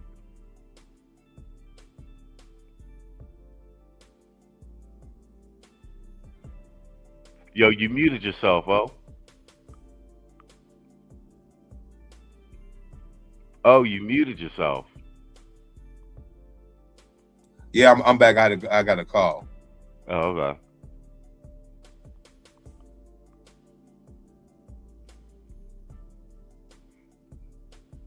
All right, well, fuck it. Here, let me play that. I dress myself in cashmere. I dress myself in $100 Cleveland slacks. I dress myself in alligator shoes. I wear a $15,000 Rolex. I got Mercedes-Benz, Rolls Royce, that thing is house. I don't think it's still. Yeah, we don't care. I got Mercedes-Benz, Rolls Royce, that thing is house. I don't think it's still. Yeah, we don't care. Yeah, I got a phone call. A lot of people, I don't know, they got like some type of ESP or something like that. They don't call me any other part of the damn day. My phone be dried in the damn Popeye chicken wing in the middle of the damn Las Vegas desert. And here they want to go ahead and start calling me while I'm trying to stream it to get my my thoughts and provocative feelings out the way. I be hating people. I'm like an old boy from that movie I be playing on my show, There Will Be Blood. Like, I hate most people. Oh yeah, that's right. You do got, that's I peeped that too. Yeah, you got that. Daniel Lewis, There Will Be Blood drop. A good movie. That's a good movie. Like and when that movie dropped, it was an art house film. And they play in the main theaters. Because in Philly, we got the Ritz, and we got like a couple. Those are art house theaters. I remember going to see that. I went to go. That's right. I went to go see it with Alexandra, the Russian girl. It was a good movie. Yeah, but that's a good movie. You picked a really good scene. Man, because in that scene, I mean, this is basically what they had basically put us in. Like, y'all really, I don't know if they really that slow. I mean, they call me slow. I mean, I'm supposed to be the slow one, me and Tito on us so-called gifted kids, aka the the arty kids. But I'm trying to figure out, did they really think they was going to be able to go ahead and subjugate a group and race of men into everlasting coquetry?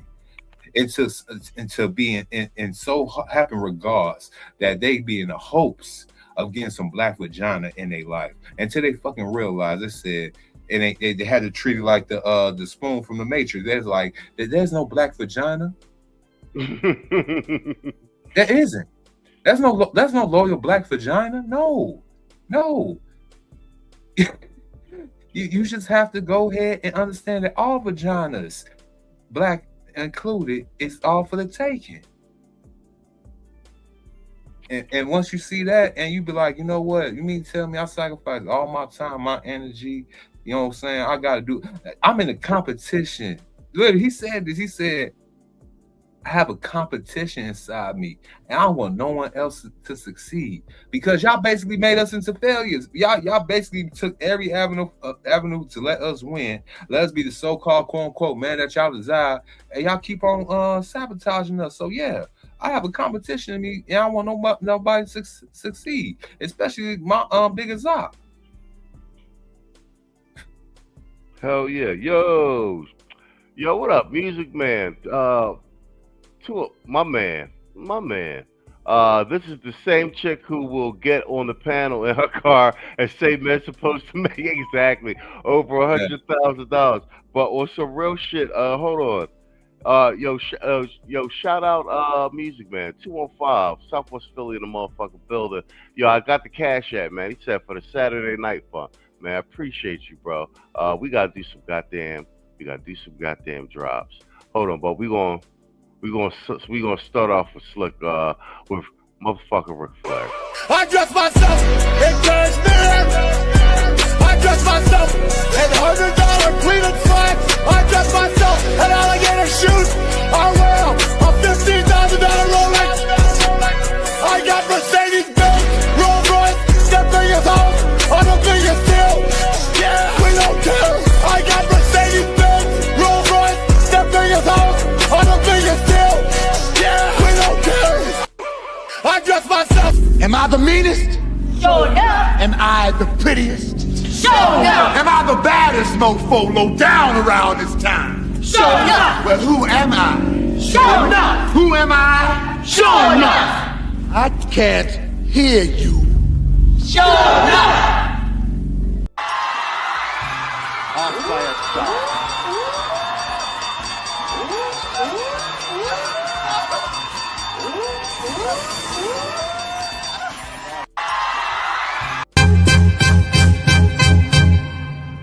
Man, fuck all you hoes. Fuck you and your mammy and your granny too.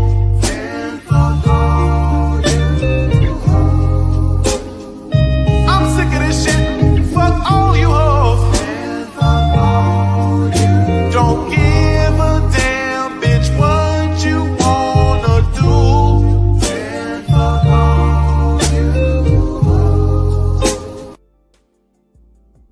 All right, bet we needed that. I just sent that where it needs to go too. Yeah. Go ahead, Mr. O, you were saying? Yeah, I was gonna say, man, R.I.P. Julius Carey. Y'all might not know him by that particular name, but that was show enough. Chicago's very own low end legend. You know what I'm saying? Oh, you from Chicago? I thought he was a New York nigga. Oh no. Julius Carey is a Chicago nigga. He from the low end. He from the.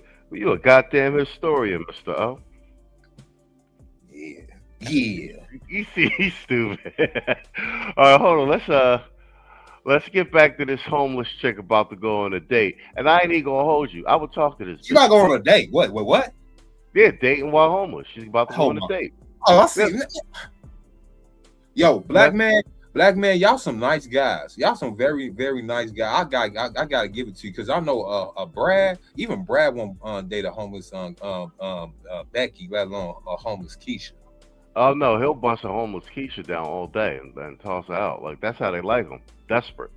Don't get that shit twisted at all. Oh, you need some place to stay? Yeah. There'll be some esophagus stretching, but you can stay as long as you want. Really asked to come and pick me up. I don't mention being homeless until the second or third date, but it hasn't been an issue so far. She says she don't mention that she homeless until the second or third date, but it hasn't been an issue so far. I'm sure they try to bust you down in the car. Oh, you homeless? Hey, but I bet she looking for a real man. He said, "You bet she looking for a real man. You think you need to make?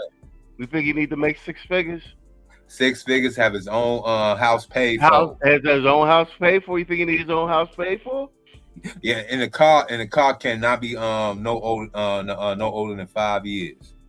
Nah, fuck all that, Nate. She in the bond. That's a $40 holler. Fuck what you heard. I don't care how good they look. Oh, you ain't get the word. Oh man, look, due to inflation and especially with the influx of 18-year-olds being made every day, that $40 have basically would depreciate to value of only 30 and possible 25 in certain regions because of the influx of so much product. AKA, there's a lot of more hoes out here than it used to be.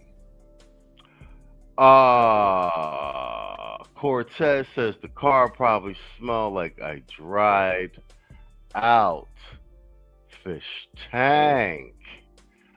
Good brother. A dried out fish tank? Ooh, that's nasty. Let's be nice. Yeah. Let's be nice. We don't have to go there. I mean, you're not wrong, but you didn't have to say it. I mean, good Lord.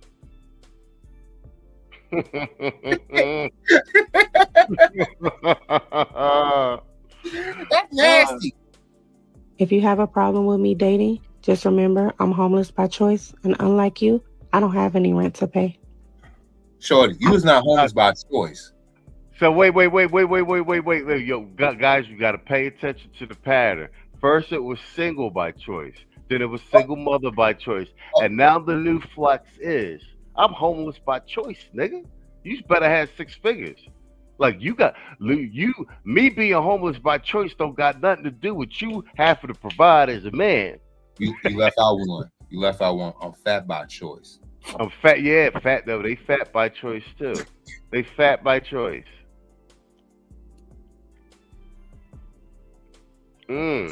That's crazy. That's crazy work. The gaslight is crazy. I said I was homeless. Never said I was broke. I get my packages sent. She said she was homeless. She never said she was broke. What? Mr. O, she said she was homeless. She never said she was broke. So let's get it straight, okay? I don't give a fuck what you think, bitch. Bro, Bro. You remember Apocalypse Now? When Marlon Brando song about the horror. Yeah. The cope. Yeah, she out there homeless dating. Niggas be giving her the Mr. Hey, T. woman. Jones. Hey, woman. Listen here. Since your old man ain't got no heart, maybe you'd like to see a real man. I bet you stay up late every night dreaming you had a real man, don't you? I tell you what, bring your pretty little self over to my apartment tonight, and I'll show you a real man. You want it? You get it!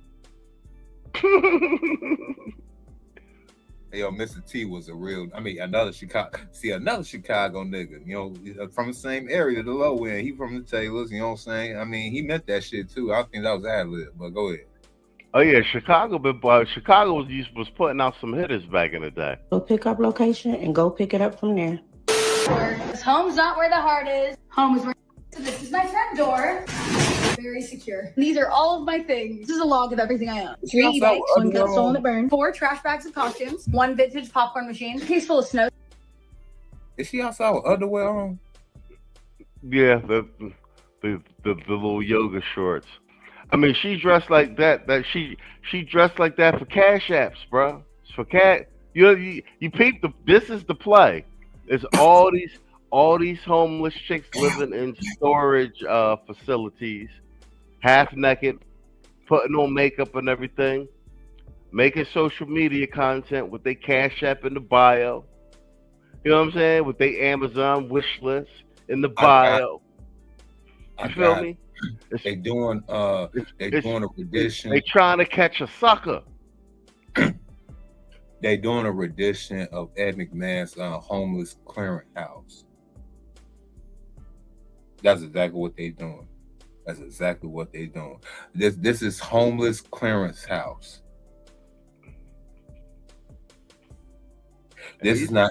And these bitches is homeless. You know that box is smell awful, bro. Hey, play the Crystal Waters. Play the gypsy woman. You know what I'm saying? Cause she's homeless. She's homeless. Da da dee da da da da da da dee. She was prophetic. Man, that song is prophetic right there. And y'all gotta remember that this is the most. This is TikTok action. Maybe repost to Instagram. So that's makeup and a filter and funky box. Ooh. Let's just keep it a beanzine. You know what I'm saying? Yeah, she definitely smelled like a dog. You know what I'm saying? Like that. Even you know what I'm saying? Like that's makeup and a filter. You know what I'm saying? We seen homeless men when we was growing up, and they wasn't looking like that. Like I said, and they all talk about, oh, this by choice. I'm living in this. I'm living in this storage unit by choice. Yo, this guy. Here's the thing. She got pretty eyes too, so it look like she light skinned. Bro, she got a collarbone. Yeah, that's what, bro. Like when you pretty and homeless, you're a piece of trash bitch. You know what I'm saying? Because no nigga want to hold you down. You know what I'm saying? And you in your 30s, maybe 40s, like no nigga fucks with you. You know what I'm saying? It's different, like if you a dude, like, you know what I'm saying? But like if you a fairly good looking chick, like you just couldn't keep a man up. Like you could go 50-50, you know what I'm saying? Especially if you're attractive. Like what's wrong with you? You feel what I'm saying? Well, I mean, shoot, this is like and like the first time in history to have the finest batch of homeless bitches walking around. Bro, the now that I'm seeing a lot of this content, I would bet that there's a 50-50 chance when you walking out and you seeing an attractive woman, even if she got a car, there's a 50-50 chance that bitch is really homeless. Stuff, my skydiving gear and base rig, 2 snowboards and 1 set of skis. Now the problem was I wasn't the last person in here, and so now I have to reorganize everything. So I come here between every single trip that I do. I just got back from Chile, which means I have to drop off my snowboards, I pick up all my wetsuits and my skydive gear because I'm going to Africa and then Italy. Okay, well she's not really homeless. She just got a storage unit and she's traveling. But then it's over. Then it's like who's paying for the motherfucking trip with them gray eyes? Mm-hmm. Yeah. But yeah, if she's really traveling and she just got her shit in the storage unit, that's different. Oh, I seen this one before. No, it's even worse. Machismo. I know I recognize her. No, she in a whole lesbianic relationship too. Oh, so she's an escort and a lesbian. She's betting both sides. She hedging the bets on both sides. That's what I said. She got cheekbones, collarbone.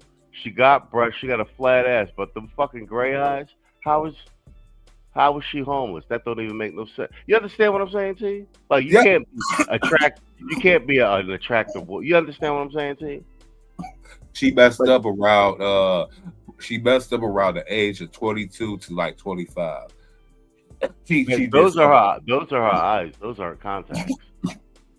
I know. No, I said that she made a mistake somewhere around the age of 22 to 25. She probably messed up with a sugar daddy. She probably forgot to keep in touch with that tech nerd that she was supposed to end up being married to, or she Chad just stopped accepting her texts and her calls, and probably got a restraining order against her, and she been stuck ever since. Hey, because look, she got a hat on, but look, she got collarbone, cheekbones, a little bit of cleavage, and them gray eyes will get you everywhere. You know what I'm saying? Yeah. Niggas love green and gray eyes on white women, but especially on like mixed broads and black broads. I don't know. Them rings around her eyes is given, and she got a filter. There's a filter on too. She got a filter on. You feel me? You know, with my new job, I can afford a place to live. This is just a hell of a lot more convenient if I'm not going to sleep here. The hardest part of this actually is figuring out what clothes to pack for each trip, which I guess is the hardest part of every trip. Somehow it's way harder when you're trying to go or more. This is the face of someone who just did the math, and I'm leaving for 2 months. That's a really long time. 2 biggest packing packs, 1 packing cube, and 2 overpack. Always overpack. For Africa. Never overpack. What is she talking about? I've got my fins and all my other dive gear. And for Italy, I've got my base jumping gear. My just in case suitcase. Everything. Oh yeah, this is different. She base jumping and scuba diving. She's not broke. And she's going to countries that are fairly cheap. Yeah, this is probably bad for this compilation. She's in a storage unit. That's different. She's living overseas. Else than I could ever own, except for the stuff that lives in here. But I was the last person in here. It's all nice and organized. And that's pretty much it for my bi-monthly trip home. That's pretty much what it's like living in a storage unit and repacking every time. You know, what this lady is doing is kind of doesn't make sense. I'll explain why. My dress. I'm skipping him ever since he said, send that other bitch money. Like bro, you in the Philippines, married to a Philippine. Like, stop encouraging niggas back in the States to send their money to fucking, like, goofy nigga shit. And I hate saying that shit because I actually like his content, but like, yo, I ain't with that shit, nigga. Now I think he's trying to keep niggas over here, so he telling niggas to go ahead and put some more money in her cash up and keep y'all black guys over there, cause you about to come over here and mess with what I got. Oh no, he be encouraging, like he encourages a lot of dudes to travel and remote, like that's the whole thing. But like, I think like once dudes they channels get like a certain size, they be trying to throw out like a olive branch or like oh no, I like women type thing, like either to keep their channel safe or something. I hate when niggas just soften their content. Like I said, I mean, that's why, yo, shout out to AC, man, because he hasn't changed the hard line. And here's the thing: the closer, the more we move into the future, the more and more AC is right. You understand what I'm saying? Like, like it may have seemed extreme maybe a year ago, maybe 2 years ago, but he stayed the course, and now like his shit is like, yeah, that's about right. You feel me? Yeah. Especially when we be bringing up the historical evidence to back it up. You know what I'm saying? Go ahead. Yeah, I was kind of upset he had taken down that Booker T joint discussing how even matter. See, and you know what? Shout out to AC, shout out to Tito, shout out to all the black historian parts of Black YouTube for the simple fact. She's the most celebrated out of all the Keishas and the so-called history books. Every chick, you know what I'm saying, when they want to talk about strong and independent women, she usually the first one that they bring up. What are you talking Madam about? CJ Walker, Madam CJF Walker. Oh Now, no, but I'm glad AC did the expose on her because it really was her dude who did all the shit. and she basically did it in his name again, Exactly. Madam C.J. Walker. C.J. Walker was her husband's name. Yeah, exactly. So, bro, well, that's the other thing that I be saying. Like they be rewriting history to, to exemplify the Keisha, downplay the shit. That's why I doubled down on this.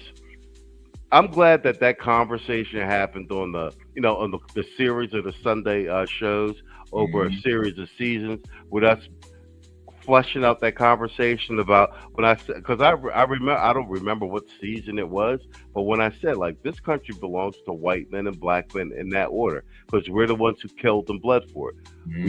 We killed each other for it. We killed the Indians for it. We killed the British. We killed the Germans, and that's why I said. And like all of that was like precursor. I didn't know that it was going to align so well with the FBA shit because that all fits together, and that's why I gotta be saying like, okay, yeah, lineage and heritage and all that other shit. But a lot of this shit come down to we fought in the motherfucking wars, Revolutionary War to Vietnam, and those wars are important. Why? Because there were drafts. World War I, World War II, Korean War, and Vietnam. And they only draft what? Fucking citizens. That's right. You see what I'm saying to you? This land is my land. Yeah, they only draft citizens. And that's the biggest thing. Like, y'all motherfuckers came after 1965, and it's like, yeah, y'all got that, but like, bro, y'all wasn't drafted enough. And like, you know what I'm saying? Like, I ain't had to feel about the draft. Yeah. Yeah, and like I said, we was here. What Constitution was signed in what 1776? Yep. We've been here since but we've been here since 15 something. Yep. You feel me? Yep. Because it's like the Portuguese brought us over here first, right? 15 something.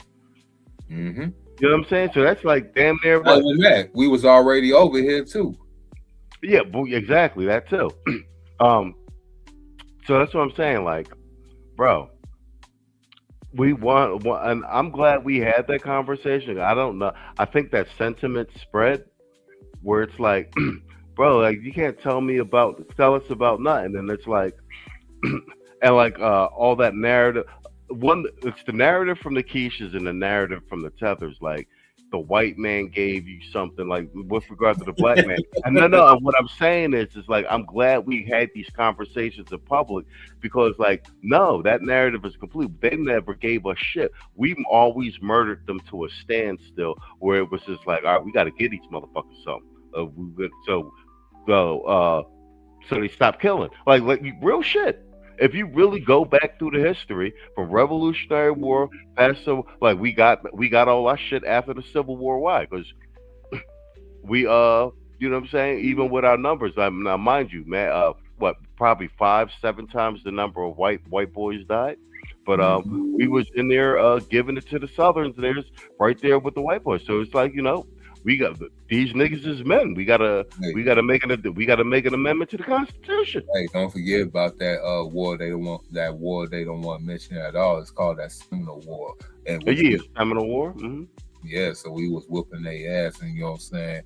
They had to use the Civil War just as a proxy war to go ahead and really go ahead and say they saved us from this country, but really was kicking their ass. Yeah, bro, 100%. That's what I'm saying. It's like so. And I'm glad we did I keep repeating this shit. I'm glad we did the Deacons of Justice shit because that shuts all that KKK shit down. They try to retell history like, you know what I'm saying? The KKK was just doing what they was doing completely unopposed. And just suddenly out of the blue, they just stopped one day out of the goodness of their heart. Like, no, Deacons of Defense came down and shot these and went state to state and murdered these niggas. Like, let's just keep it a buck. Yep. Let's keep it a buck. Like, and it's no coincidence that no one's ever, it's always left out that it was the KKK that contacted the FBI to have a sit down with the Deacons of Defense and call the truth. Before they got look, that's a little hidden piece of history. We did the Veterans Day joint on that. That the KKK contacted the FBI and called the truce between the Deacons of Defense and the KKK so that we would stop killing their asses. And that is why, to this day, whenever you see the KKK, what are they doing? Marching in their little motherfucking parade and going the fuck back home. Yep. They want no war. They don't want to get rumped with us. Yeah, like, and that's the truth. You understand what I'm saying? And so, because remember we was growing up, we always watched Roots and all that shit, and it was like the KKK was just terrorizing, and niggas was running in fear, and it's like, yo, they just giving you like a piece of the story. Like, what? Well, where's the part where we massacred these niggas? Man. Like, you understand what I'm saying? They had to go ahead and even I think who was Forrest Whitaker that was in that movie, like their little biopic. They even had to soften the tone down for you to make the movie. They couldn't show all the what's the name they had to do. Yeah. Bro, I still have the footage for that Veterans Day special we did. I gotta find it and re-edit it. I might just clip the Deacons of Defense part, because it was me, Contractor. We were all like, bro, and I had heard of them before, but I didn't hear like the full, like, long out history. Like we was live, like blown away. Like, oh shit, I didn't even know this shit. That's what I said. So the propaganda, man. Oh, yo. yeah. Like, that's why I be saying it, man. The American FBA black man, we are the heroes of the world. You know what I'm saying? And I'm gonna repeat it like I said it again for everybody, in Africa, the Caribbean. Fuck what y'all talking about. No one has killed more white men than the FBA black man. We've been killing them since the Revolutionary War. We're so good at it that they sent us all over the world, World War I, World War II, Vietnam, to kill white men all over the world. We done kill white men in Germany, white men in France, in the Iberian Peninsula, you name it.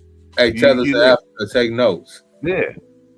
No one, out of all y'all countries and all in the Caribbean, no one has killed more white men historically than the FBA black men, and we're so good at it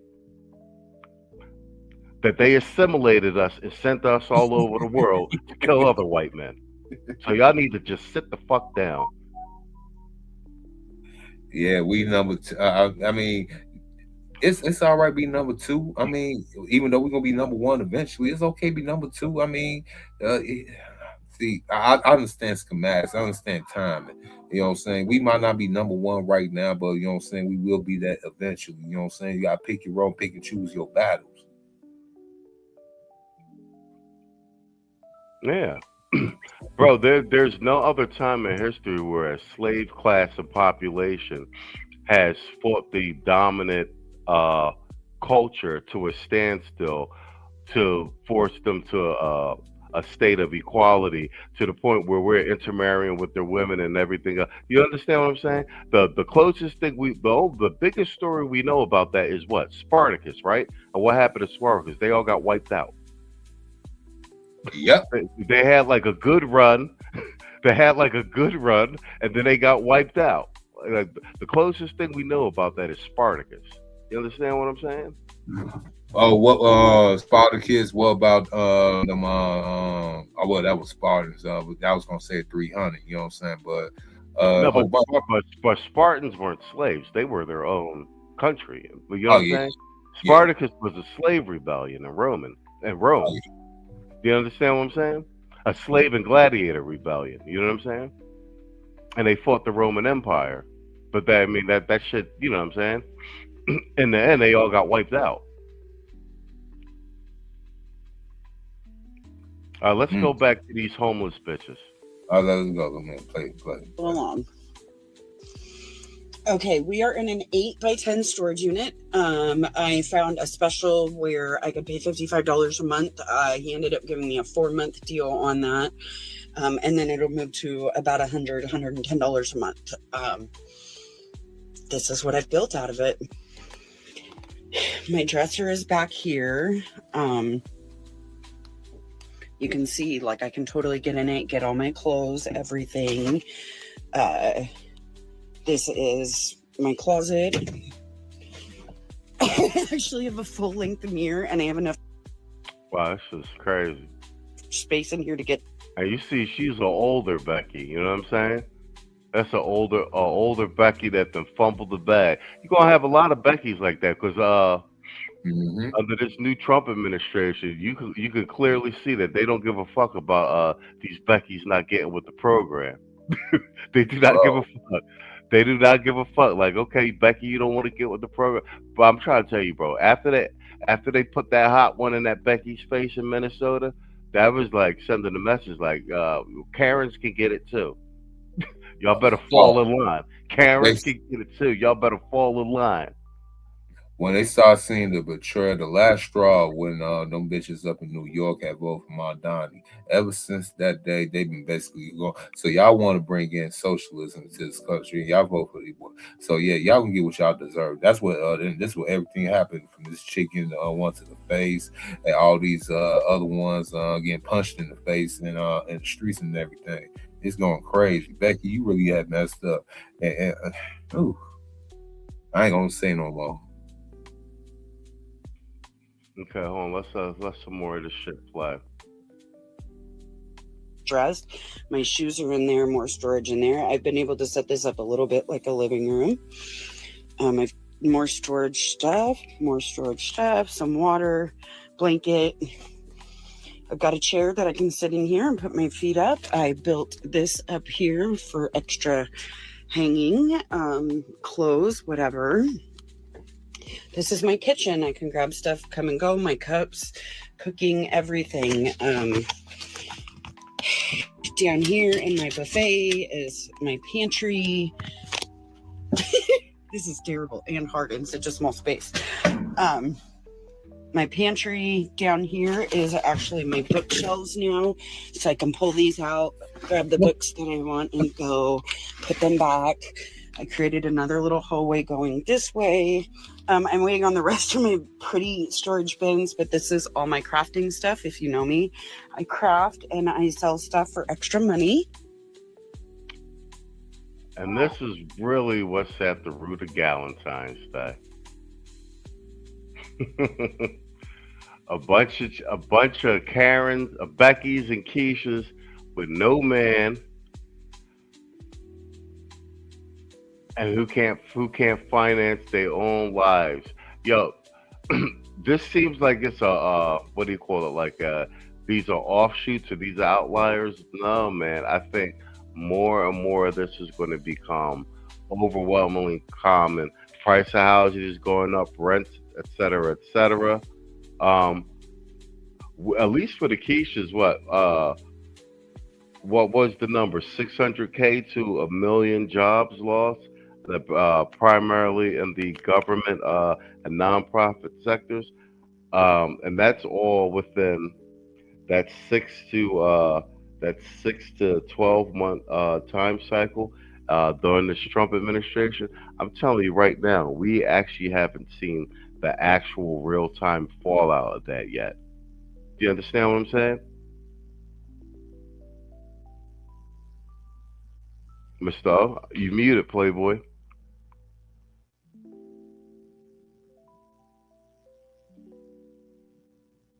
Yo, you... All right, hold on. Let's do a drop. I analyzed videos of over 100 instances of Superman catching people falling from buildings. Superman dips 30% more to cushion the blow of white people than he does blacks. This is a clear indication of implicit bias. There's no way around it. Superman is racist. What they neglected to tell you is that the white individuals all fell from skyscrapers. The black individuals fell from smaller buildings, on average, experiencing significantly lower velocities. And why does Superman live in Metropolis, the city with the lowest crime rate in America? Because it's also the city with the whitest population in America. To heck with this. I'm moving to Poland. So let me tell y'all why my legs are crossed like this real quick, okay? From now on, I'm crossing my legs like this because all these white people start calling me Big Mike after my dong started dangling in my pants when I was dancing on the Ellen show if I don't cross my legs like this, you gonna think I got 3 legs up in here. So white people, you don't get to see my dangling dong no more.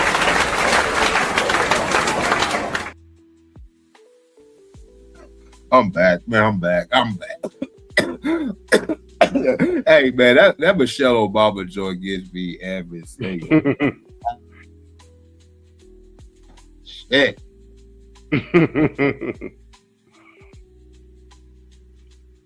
Damn. These homeless shit. And they're what up, Chaos Ryan? What up, So C? Yo, what up, Chaos? Yo, so we're C. What's up, Playboy? Yeah, that's funny, right?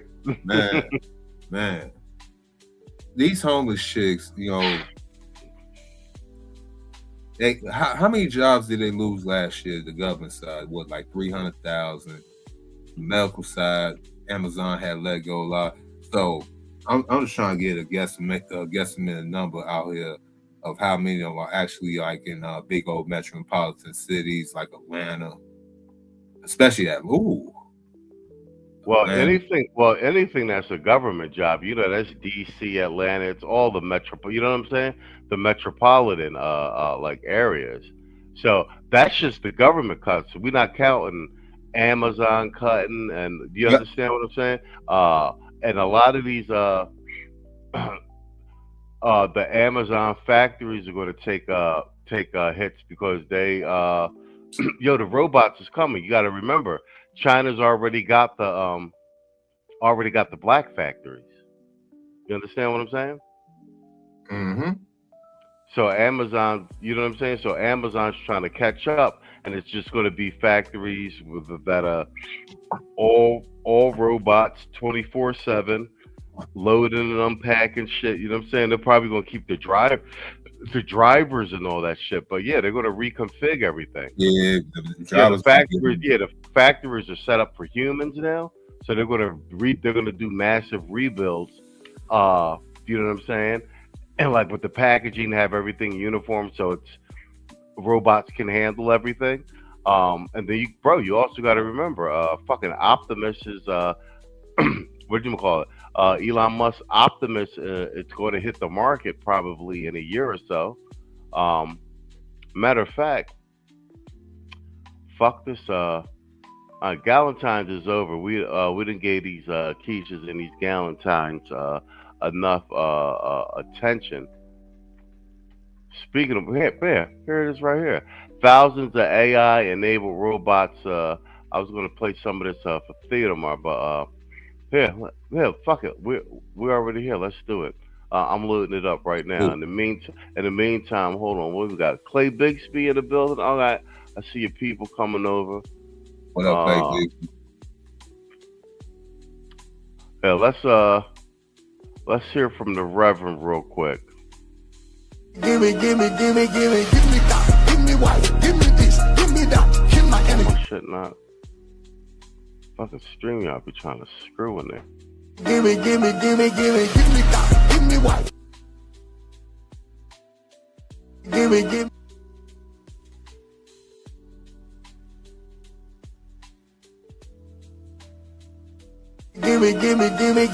me that. Give me white. Give me this. Give me that. Kill my enemy. Kill my enemy. Kill my enemy. Hey!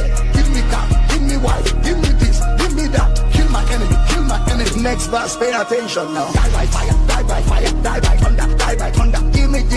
Do it for me. You are a pagan. Die by fire. Die by fire. Die by thunder. Die by thunder. Give me. Christ. You are a pagan. Next verse. House. Why? Promotion. Connection. Collection. House. Why? Promotion. Connection. Collection. Me. Give me. It's no more. What shall I eat? What shall I drink? Connection. Me. Give me. When I don't talk carelessly, right? Give me. Give me white. Give me this. Give me that. Kill my enemy. Kill my enemy. Hey! Give me that. Give me white. Give me this. Give me that. Kill my enemy. Kill my enemy. Give me that. Give me white. Give me this. Give me that. Kill my enemy. Hey! Give me that. Give me white. Give me this. Give me that. Kill my enemy. Give me. What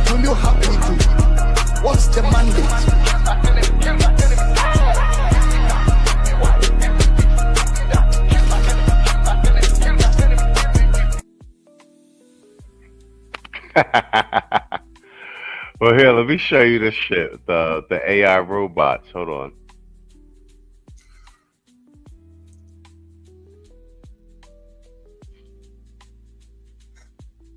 There we are. So this is thousands of AI-enabled humanoid robots deployed to Ukraine.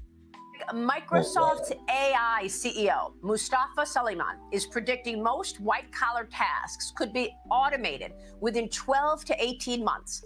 He says that the shift is already visible in software engineering, as AI has already transformed the work by driving the next generation of robotics across industry and across defense. Humanoid robots emerging as the future of warfare, the U.S. accelerating AI integration into combat operations. San Francisco-based Foundation Future Industries is developing humanoid robots built specifically for military use. The company is also scaling commercial deployment across the country in manufacturing, including in the auto sector. Joining me now is Foundation Future Industries CEO, Sanket Patek. Sanket, great to have you this morning. Thank you so much for being here. First, let me get your reaction to what you heard from the Microsoft AI CEO, that all those jobs are turning to automation.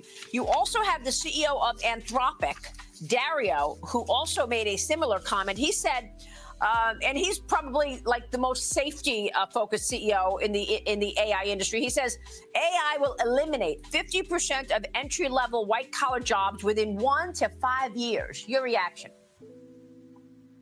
Well, it's great to be with you, Maria. And I actually agree with him. It seems like increasingly more and more, any kind of work that humans do today that is repetitive, anything that does not require high amounts of intellectual skill set, or even things that require high amounts of intellectual skill set but can be learned with a lot of data, all of those jobs are potentially going away, and all of them would be automated with humanoids or other forms of robots. Well, this is a big statement. What are we supposed to do about that? How can people arm themselves with the right information to actually survive and potentially thrive in this new era? I mean, this is, Maria, I think this is as close to the singularity as we can be. Like, I personally struggle with this question a whole lot as well. I don't think there's a way to stop all of the AI development unless everybody decides to stop at the same time. China would not decide to stop. Bang, there you go. The main shit is because this is on the cover of Newsweek. So I know Elon was building the home Android, like the the consumer model, like an appliance. These are actual killer robots that they're sending it to Ukraine. This is a different company. I never even heard of Foundry. These are military weapons grade androids. Skynet. Yo, this is pre-Terminator shit, bro.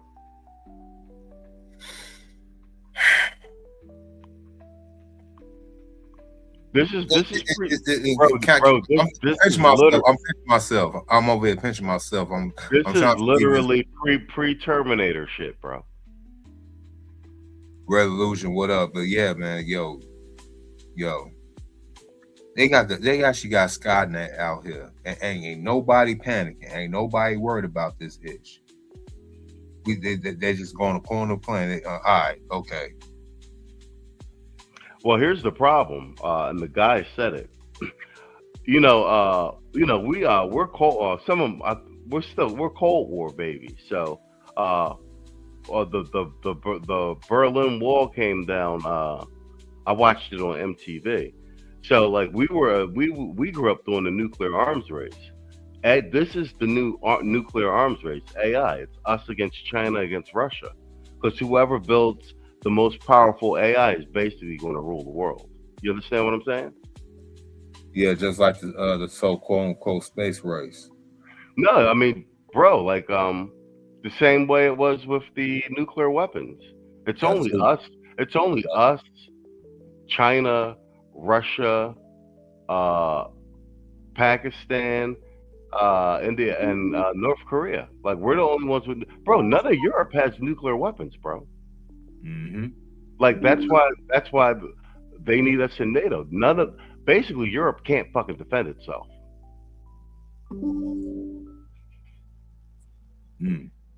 Wow. Y'all love it. Y'all love it. No, but this right here. I just came across this 2 days ago, and the thing is, the fact that it's on the cover of Newsweek, that's like AI integration into combat operations. San Francisco-based Foundation Future. No, and what I'm saying is, I know that there's AI integration into weapon systems, radars, what do you call it? Everything. Yeah. But actual humanoid robots is a completely different ballgame. Specifically designed for warfare. That's a completely different ballgame. You see what I'm saying? Do you know what I'm saying? I'm not talking about like thinking systems in like, planes, not even planes, but the fighter jets and the ships and shit like that, satellites, even drones. Do you understand what I'm saying? Yeah. But humanoid, battle-ready androids being deployed into an active war zone, that's a whole nother ball game, bro. Look, man, they really trying to basically make like a police type of bus. I don't see nothing good coming from this. Man. Oh no, well, already in China, they already have android police or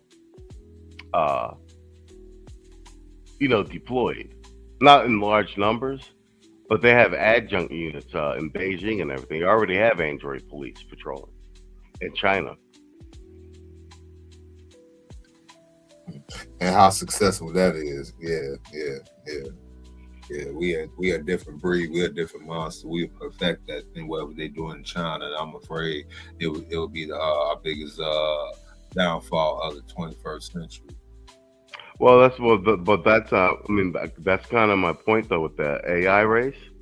I mean, that's why Trump's building all of those. That's what the Stargate initiative, all those data centers, because they need the data centers for the AI, and that's why Elon's trying to build 200 data centers in space.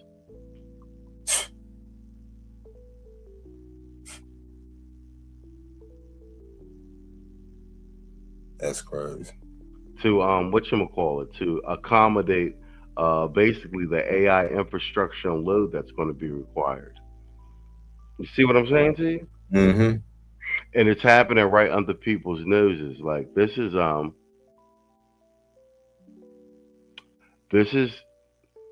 we're looking at like exponential growth with technology. It's moving faster than people can. Too fast, bro. But there's nothing that can be done about it. We can't let China win the AI race. Like, do you want China with a master AI? No. Like, you understand what I'm saying? No. Like, loose on the world and you can't do anything about it? Like, that's not good for anybody. I mean, they are the damn near the biggest landlords of this damn country already. Then y'all gonna let them? Yeah. No.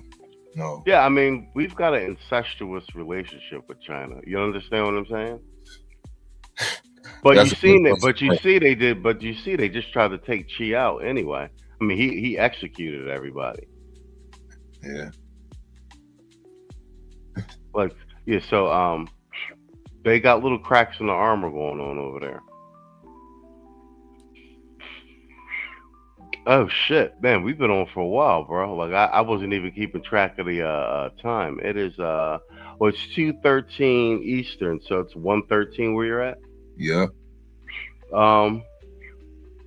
Let me know when you want to bail out. We can keep going. I got a bunch of shit. I'm already over the 2 hours, so it don't even matter. I'll keep on continue. I ain't doing shit. All right. I pulled up the AI joke because you brought it up in conversation. I was like, oh, actually, I had already had something queued up in my whatchamacallit. Oh, here, I want to do. All right, let's do a piece of Marco Rubio's speech.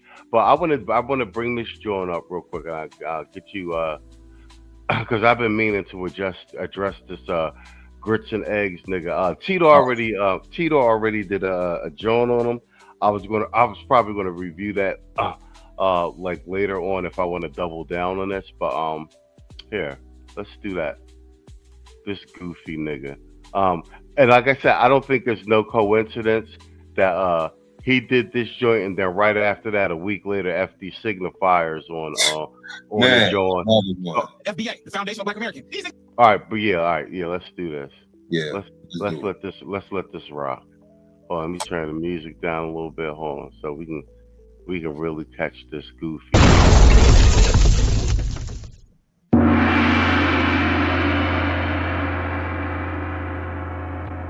And by the way, this this grits and eggs dude, was abandoned by his parents, and I think he's half white. So he got an identity crisis. He don't even know who his parents are. Yeah. Niggas ain't involved in nothing outside. They ain't doing shit outside. They're on the internet looking for niggas that look just like them to degrade and call tethers all day. I don't see these niggas doing no work against none of these fucking Nazis, none of these fucking Klansmen, nothing. All I see is the niggas calling out other black people all day. What I tell y'all before, if you hear one of these niggas, even the old niggas, saying anything about the Klan and then they don't mention anything about the Deacons of Defense, that's a op. Because they bringing up the Klan to put fear in you, like the Klan is still the boogeyman. They leaving out the part where we massacred them niggas. Mm-hmm. You understand what I'm saying to you? Mm-hmm. So anybody bring that shit up and don't bookend it with the Deacons of Defense, that's a op. You understand what I'm saying to you? Because why would you tell the part? Why would you just tell the part of the story where we getting our asses whipped? You understand what I'm saying to you? Like that's just the beginning and the middle of the story. The end of the story is them niggas had to go and call the feds for help. Them niggas had to tap out. That's, you know what I'm saying? Why nobody ever tell that part of the story? Oh no, they just called in for military reinforcement. Yeah, you understand what I'm saying to you? You forgot that the so-called KKK is the military Democratic Party. Oh yeah. I mean, you know, most of the motherfuckers was judges and cops and everything. You know what I'm saying? You know what I'm saying? Yeah. That's divisive as fuck. Questioning niggas. Where you from? Where was you born? They gotta show you your freedom papers? Damn, massa. I gotta show you the freedom papers? Who's these niggas on this tag? Bunch of motherfuckers over there trying to check a nigga blood. Want to check a nigga papers? Sound like ICE. Another 3-letter organization. Healing and perspective or hate speech. Protecting, bro. Like I said, Vietnam War, the cutoff point. Like, no, you don't get the same amount of benefits as a motherfucker who fucking cousin, uncle, and granddaddy died in the motherfucking war, nigga. Damn right. No, you don't get the same benefits. We need to know who the fuck you are.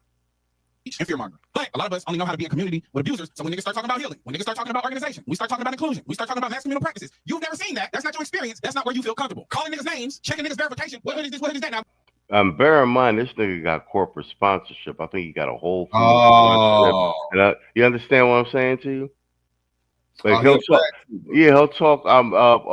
Hood covered this. He'll do all this talking and then do a commercial for Whole Foods. Like these, he got corporate. You understand what I'm saying to you? You understand what I'm saying to you? Somebody paying for these talking points.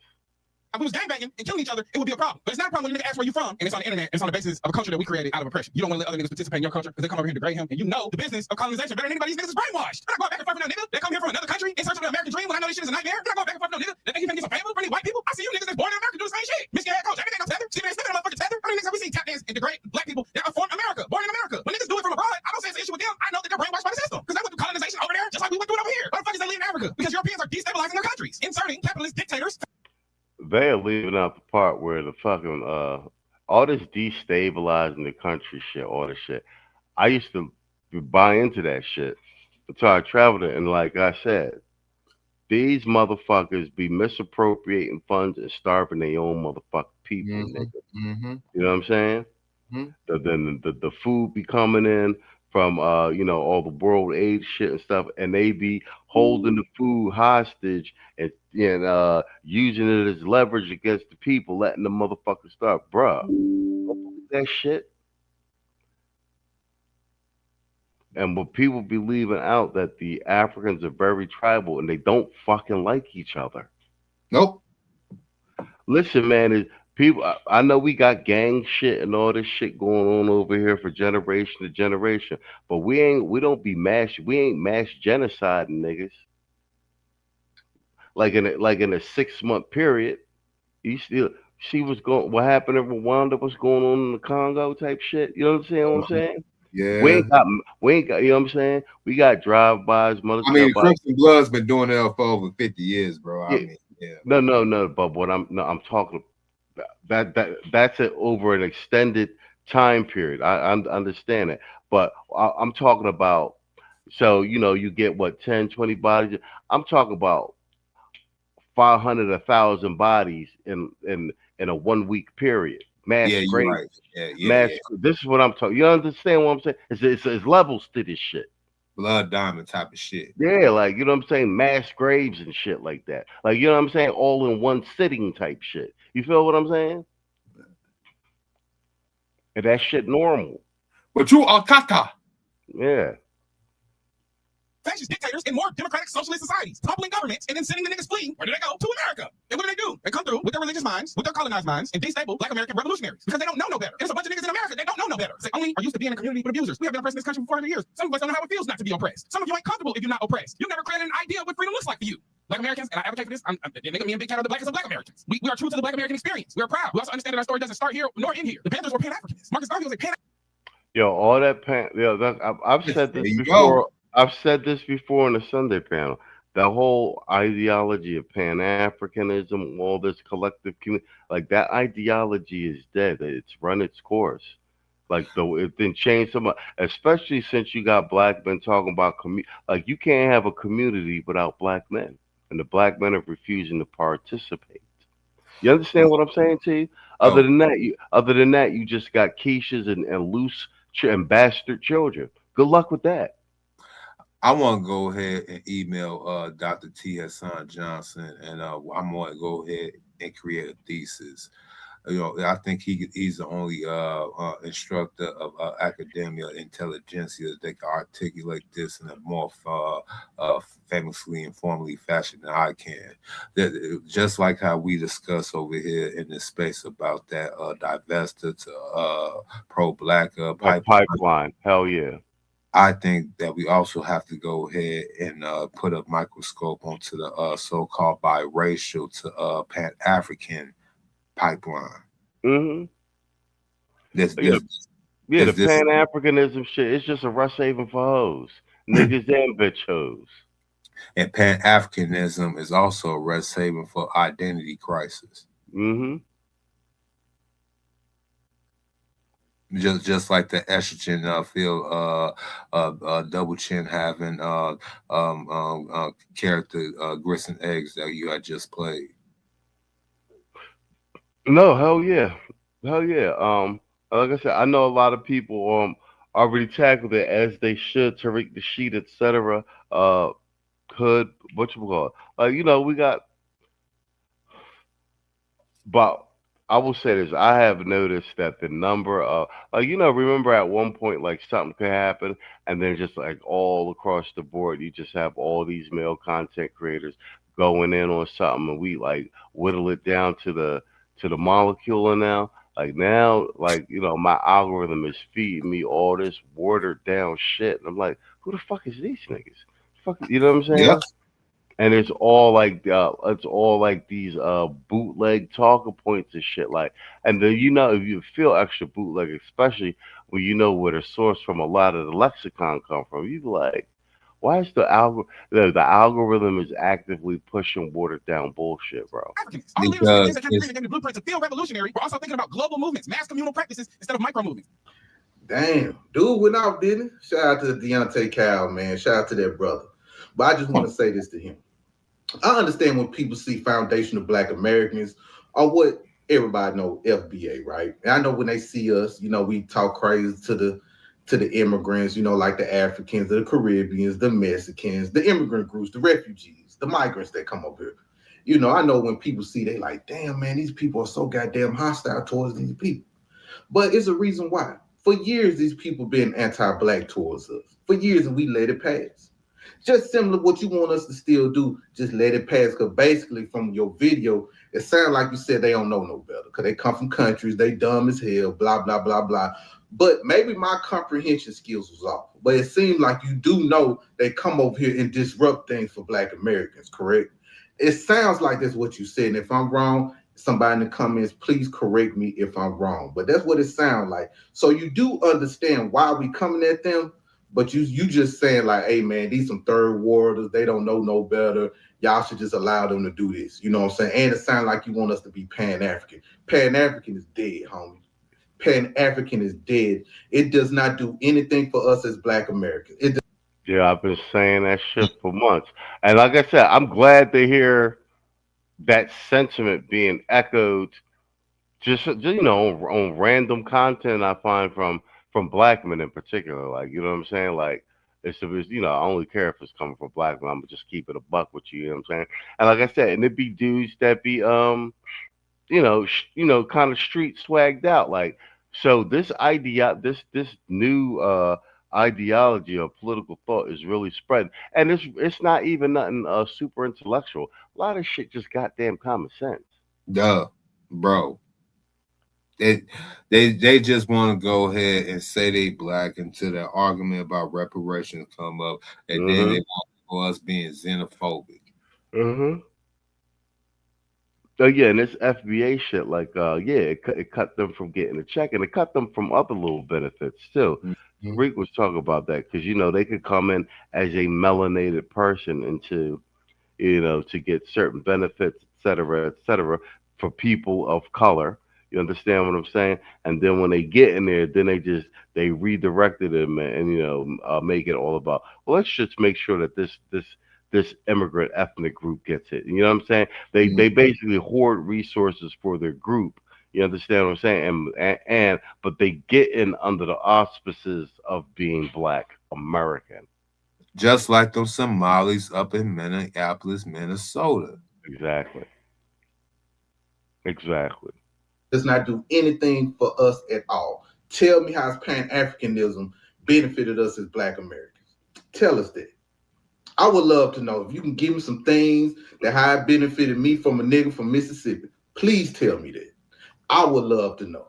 Then you mentioned some other things about the Michigan head coach and Stephen A. Smith not tethers. They are tethers. They're not Black American. They're not descendants of emancipated people on this land. That Michigan head coach, they were caught up with that white woman, and Stephen A. Smith, they are tethers. They are tethers, man. And you can't trust people like that. We seen what Stephen A. Smith, how he degraded Black American athletes. We see how he tiptoe and coon for white folks. We see that. He's a tether, man. He's a tether. I'm sorry. I'm totally sorry about that. Then you mentioned the Black Panther Party. The Black Panthers were strictly for Black Americans. That's why it was formed to protect us as Black Americans. And I'm gonna tell you where they fucked up at. Where they fucked up at is allowing all these immigrant groups to come into the organization. That's when all the fetish shit started happening.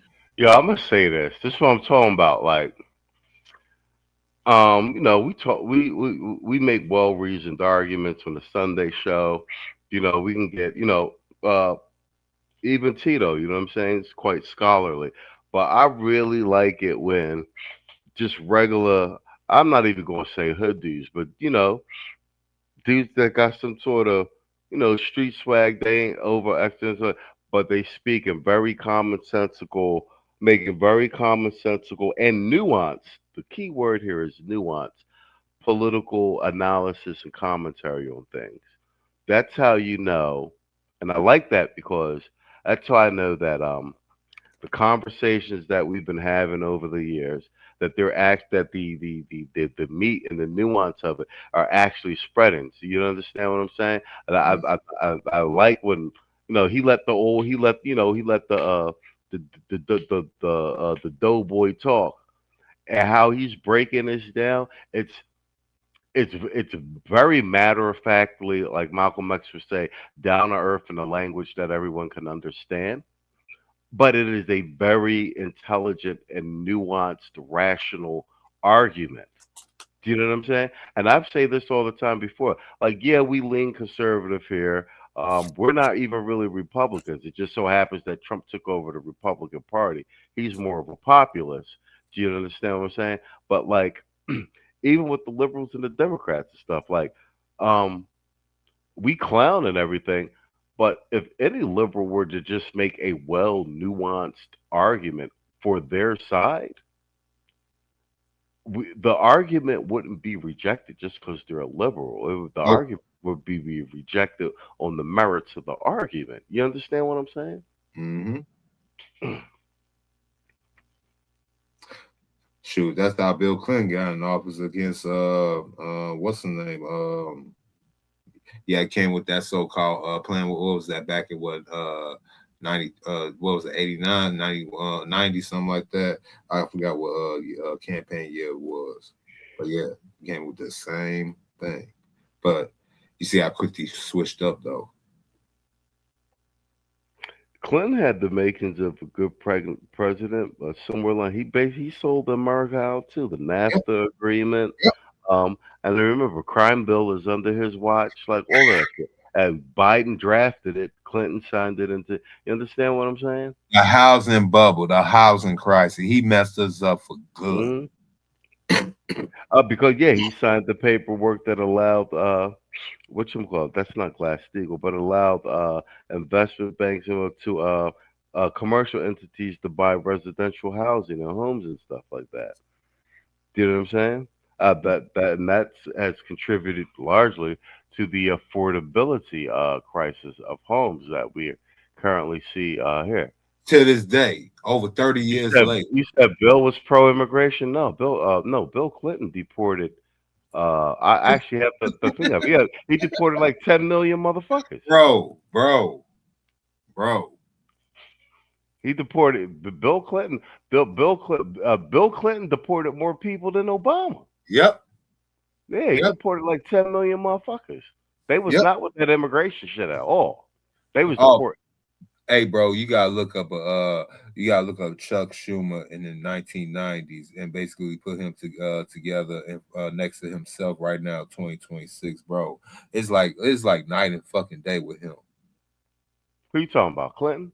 No, Chuck Schumer. Oh yeah, Schumer used to be a straight shooter too.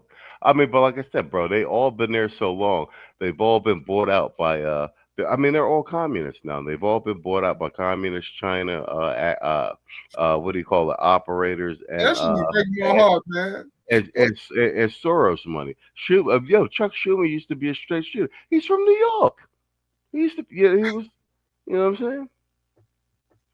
Even New Yorkers ain't New Yorkers no more. Even New Yorkers ain't New. Oh, yo, on some real shit. Trump the last New Yorker, Queens nigga. Damn, the last New Yorker. And you gotta remember, Trump's contemporaries are John Gotti and Sammy the Bull and all that shit. Yeah. Trump was billed in New York while the Gambino family was running it. Sammy the Bull tells the story when Gotti sent Sammy the Bull to shake him down, and Trump wasn't having that shit. He basically told Sammy to go fuck himself, do something. Man. And Sammy tried to get at him, and he couldn't get at him. Man, he like Queens. And then Sammy went back to Gotti and was just like, we should leave this guy alone. Like, I be trying to get at him, but it was on some shit like, yeah, we should probably leave him alone. And they left him alone.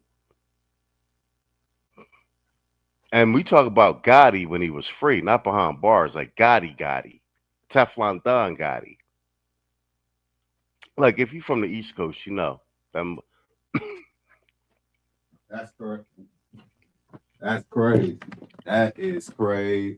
So Trump always been a G. You know what I'm saying? He's always been a G. That's why the niggas. That's why the streets love Trump. Yo, Trump used to drive through New York in his limousine and shit, and pull into the fucking McDonald's drive-through and shit, like get McDonald's and shit. Like, you know what I'm saying? I'm still trying to figure out, we can go back into this video. I'm still trying to figure out, but all this video and photographic evidence of Trump hanging with niggas. I mean, I'm going to keep throwing this in here. Black people, He was in Bobby Brown's music video. You can't get no niggerish or no blackish. That's a,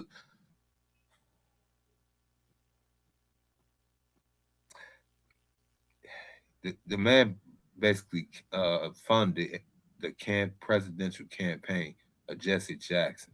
I'll leave it right there. Look, y'all. And you know, to this day, Trump's the only person that never turned on Tyson, right? Yep. He's the only person that, and when he was interviewed in public, he would never let it slide. Like when someone would try to take a shot at Mike about the grape case, Trump will always be like, "Well, he got convicted of it, but like I don't agree with the verdict, and like I don't believe that he did it." Like there's just mad footage of him on different night shows and everything, and he gets real testy about that shit with people.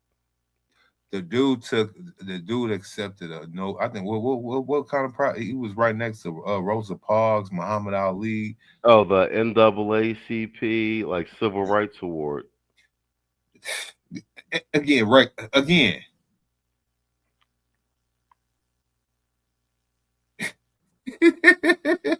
Bro, he wasted. Bro, it's all propaganda, and like the Epstein's file shows everything. The Epstein's file shows that basically Epstein was running the entire Democratic Party, bro. Yep. Him, Soros, all of them, because they all got them on tape. They got them photographs. They just got them in the pocket. They even, nigga YouTube is so crazy, and nigga TikTok that Keisha is actually upset about the Epstein thing because he ain't kidnapped no black women or children. They're actually mad about that. That's how What you talking about? Epstein? Yes. No, they just didn't make it to the island. They were all the black chicks was in the ranches in New Mexico. They just didn't go to the island. All the black chicks all the black chicks got taken to the ranches in New Mexico. Damn. Real shit, bro. What you call it? Alex Jones on Fresh and Fit. I mean, I'm sure you can find it on his own regular Twitter and everything. But I was listening. The reason I was late going on is because I was listening to the Alex Jones shit. I'm like, hold on, I can't start the show yet. What the fuck is he talking about? You know what I mean? You know what I'm saying? I was like, these niggas gonna have to wait. You know what I'm saying? Man. Yeah, real I shit. still say that's Bill Hicks. I still say Alex Jones, Bill Hicks. I mean, he may have been wrong. I forget about whatever that one thing is that he got sued for, but like dollars to donuts, Alex Jones been like 8 out of 10 for like decades, bro. Yep. 8 out of 10. Like I forget that one thing he got sued for, and Sandy Hook. Yeah, Sandy. And then even with that, I think just from what I've seen, the way basically what they got him on, but I still don't think he was wrong. I think the way they made the evidence look like he was wrong. You understand what I'm saying? Because that was an attempt to completely discredit him and bankrupt him. But what I'm saying is that nigga been like 8 out of 10 for like decades, bro. We was listening to Alex Jones in the 90s, InfoWars.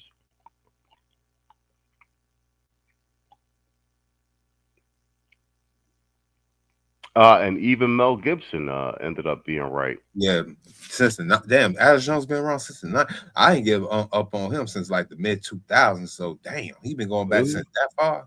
Damn. Yeah, Alex Jones been around since the 90s, bro. Late 90s, like 97, 98, 99.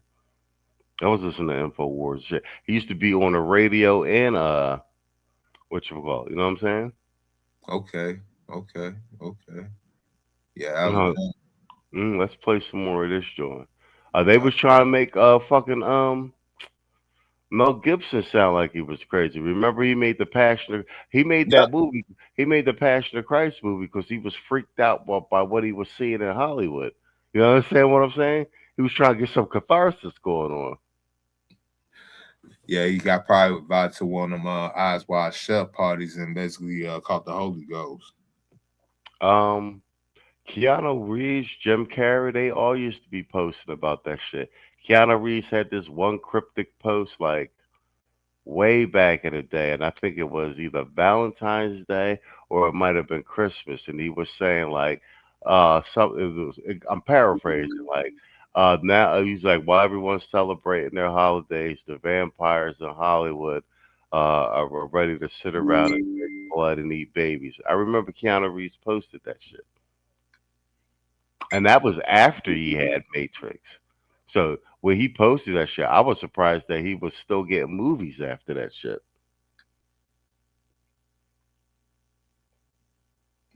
With the organization. I'm not saying there was no Black American ops that was against it, but there was a lot of immigrants inside the Black Panther Party, and that's one of the reasons why it failed also. Okay? Then you mentioned Marcus Garvey. Marcus Garvey wasn't shit. You think Marcus Garvey was for us? You really think Marcus Garvey was for us? He was cool with a KKK member that was cool with Walter Plecker. Now, if you know who Walter Plecker is, he reclassified my people, the indigenous people on this land, the Black people, the people that are not Africans. I know you don't believe it, and I get it. Listen, I get it. Now, from what they say you're mixed.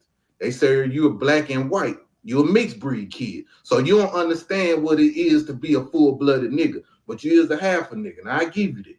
But you're a mixed breed child. You're a mixed breed kid. You're a mixed breed man. So you probably wouldn't understand it. Do you understand what I'm saying? Marcus Garvey was aligned with people that knew Walter Plecker. Walter Plecker even was saddened when they shipped that man off from America. Marcus Garvey wasn't for Black folks. It was Black folks from Mississippi that did not want to go back to Africa. They knew we wasn't from Africa. Jamaicans didn't even want Marcus Garvey over there. They knew he was a scammer.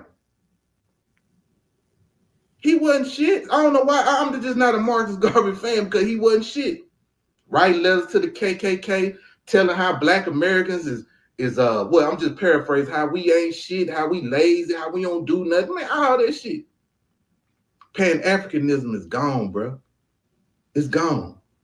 And I understand you roll for the Democrats. So it's a lot of Democratic talking points. You got the Democratic tone. You're a young man, so you speaking with a certain type of, let's say, vernacular to reach the young people. And I think you're doing a great job, Ed. But don't lie. Don't lie. And Black Americans been stepping on shit. See, when you hear FBA, for me personally, it's a social media thing. You know what I'm saying? It's just something to identify, to draw the line in the sand. Just like Solon, Freeman, slave descendants, Gullah Geechees, whatever you want to call yourself. But as long as you descendants of emancipated people, that's all that matters to me. When I walk out this door, people ain't saying, hey, man, you FBA? Nah, man, we understand we are Black Americans. And there are Black Americans that's running down, or as we call them, FBAs that's running down on people. We had the brothers in Cincinnati ran down on Peckerwoods out there. That KKKs that came out there, those was Black Americans. There wasn't no Africans.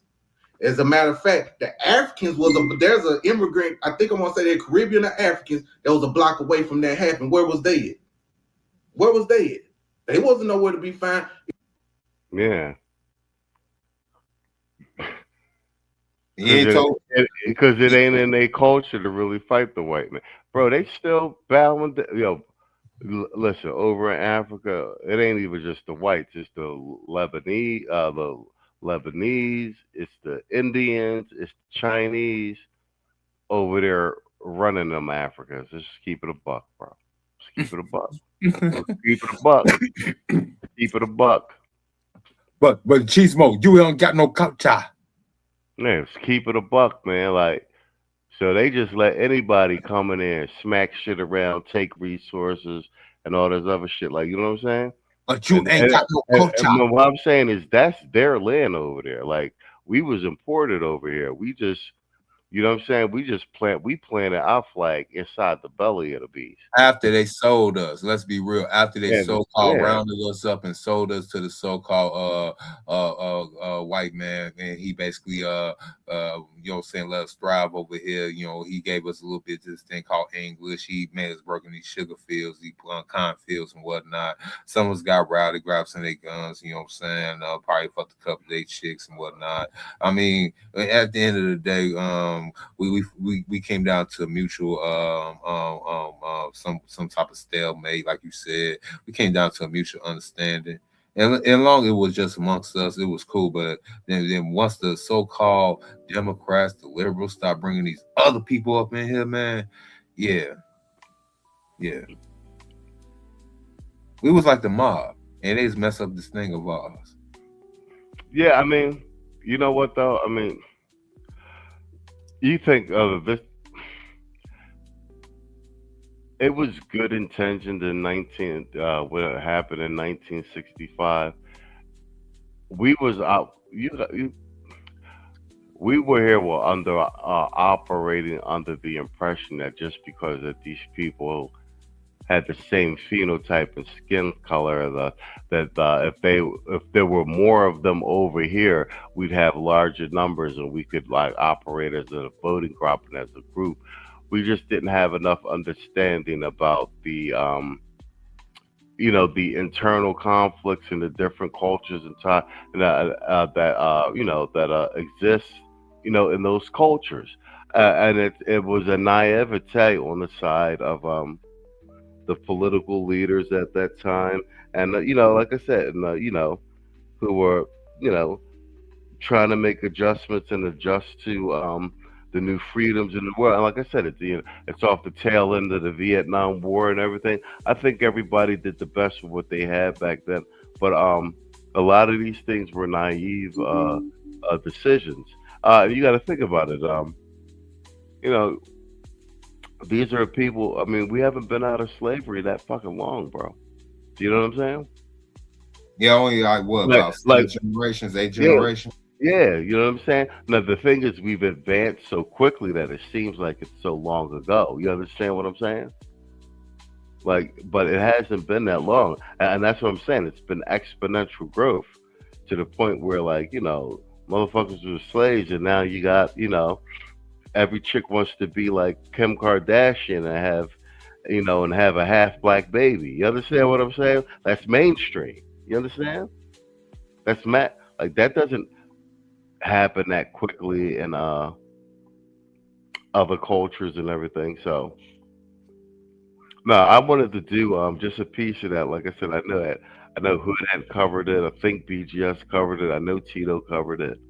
And I got maybe my algorithm isn't showing it to me, but that's the other thing. Like before, when something fugazi would drop, you knew like the next morning you were going to see X amount of channels covering it and dismantling it and stuff.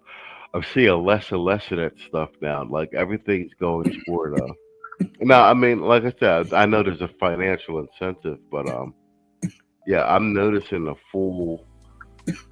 We used to call a lot of these channels like Black Manosphere adjacent. But breadcrumbers. I call them breadcrumbers.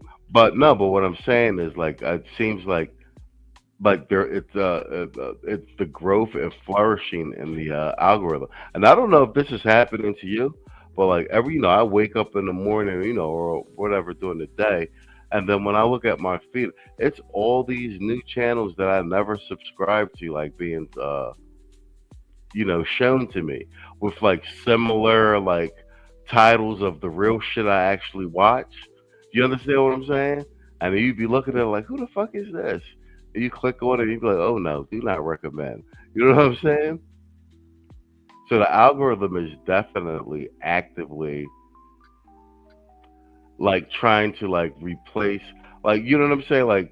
There's a handful of content creators that you really like, and I'm watching the algorithm actively try to replace them with shit they want you to watch. That sounds like it might be similar, but you understand what I'm saying, Chief? In election, we in midterms. You forgot they trying to Mhm. go ahead and bring back as many black. See, they know you are a nigga. They trying to bring you back to the Well, the nigga. algorithm already knows what you're watching. So if you're watching shit that's like, it's black men talking conservative shit, what's going to happen is the algorithm's going to start like replacing shit that in the suggestion box type shit. You know what I'm saying? Like for Hood and like a lot of people I watch, I gotta go search like even though I'm subscribed to them, I gotta go search them by name for like their new content to pop up and shit. You feel me? And when they live, you are about 30 minutes behind. Instead of getting like as soon as you get supposed to be notified and all type of stuff. Yeah. Mhm. Like I didn't know that you was live until about a half an hour into your stream. Oh yeah, they be delaying the notifications. Yeah, so I mean bro, it's your mind's not playing tricks on you. There is something actively happening in the algorithm for certain male content creators, black ones in particular, because the weird stuff's happening to a lot of the white boys channels too. Well, that was gonna happen anyway because of Nick Fuentes. Nick Fuentes that basically put the white boys on blast on both sectors of YouTube, whether you be a liberal or conservative. I think he's a real good paid agent. They have found. So as we are the canaries of the coal mine, though originally we was already talking these points. It just so happened that when we catch the pneumonia, here come Brad getting the cold, and now it's a big old pandemic. Facts. All right, man. We are 3 hours in, man. Yo, thanks for hanging out with me, Mr. I know you got work tomorrow too. Yeah. But yeah, we're definitely on for tomorrow night.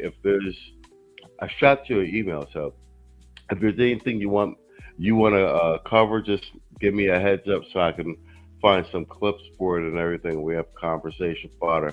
I'll do the same with Tita, but yeah, I think well, shit, no, other than Demon Time, was you on Demon Time with us? Yep, I was on Demon Time. I missed Demon Time. I missed that too. Contract is out of commission. But yeah, other than Demon Time, this is the only in the Sunday show. This is the only like side quest I actually done with you on the channel. So that's dope. Yeah, I've been seeing some content on X and on TikTok too. You know what I'm saying? So always be on the lookout in your inbox and on both. What's the name? All right, but so yeah. Other than that, man, yeah, we put in 3 hours on a Saturday. I wanted to cover some of that Galentine. We ain't even get to Marco Rubio. I wanted to cover that Galentine shit. And then juxtapose it with these chicks living in their goddamn storage units, because that's the truth, and that's going to be a new norm for a lot of well, we're going to see let me just say we're going to see an uptick in that. Let's just call it that way, right? Mm-hmm. Yo, shout out to Music Man for the cash app on the stream. Appreciate you, bro. You got a closing statement you want to make, Mr. We get the hell up out of here. No, I ain't got no closing statements. Check me out probably in the afternoon tomorrow. If I do it in the afternoon, if not, I might do it probably on Monday morning. You know what I'm saying? We'll be talking about this strip is going broke because the Simps is gone. It might talk about some other topics, you know. All right, well played. Oh shit. Subscribe to Mr. O. Like I said, put that playlist together so I can promote it on the community tab. And what you will call it? Oh, Cheese. Cheese. I think you. Yeah, I'll put both of ours. I think he wants your. This is mine, and Mr. O, drop your cash app in the. Drop your cash app in the chat or in the private chat for me, and I can spam the chat with it. Gotcha. Hold on. That's my cash app or the stream, and if you want Mr. O's, I'm gonna drop his in the chat. But yeah, shout out to Music Man for the cash chat, man, supporting the stream, man. I appreciate you, bro. Well, I mean, no bullshit. Like, we never asked for money, but we really need this fundraiser. We gotta keep the motherfucking lights on. Speaking of which, I was talking to Dak and I was talking to Theo. After this little joint, we get over this hump. I'm thinking about just doing a fundraiser once, like an official one for the channel, once a year. Yeah. So all right, Mr. O dropped his cash app in the chat. I'll spam it, and that's mine on the screen. It's $$ Machismo TV, easy peasy. Let me get Mr. O's on. Let me spam it for him. All right, put it in the back chat too. No, so I'm copying it right now.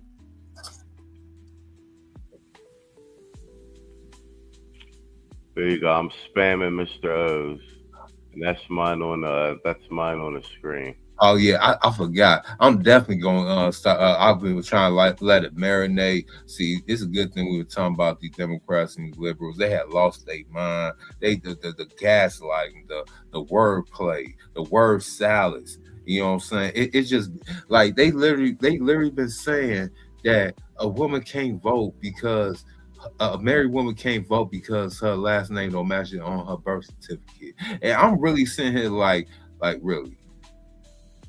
You said like really. No, I feel you 100%, bro. Oh, Cheese Doodle, yo, appreciate the cash app, Playboy. Appreciate you, man. Oh, let's give you a goddamn drop. And the drops. Give me that. Give me white. Give me this. Give me that. Kill my enemy. Kill my enemy. Kill my enemy. Hey! Give me that. Give me white. Give me this. Give me that. Kill my enemy. Kill my enemy. Next verse, pay attention now. Die by fire. Die by fire. I dress myself in cashmere. I dress myself in $100 cleaning slacks. I dress myself in alligator shoes. I wear a $15,000 Rolex. I got off by a star.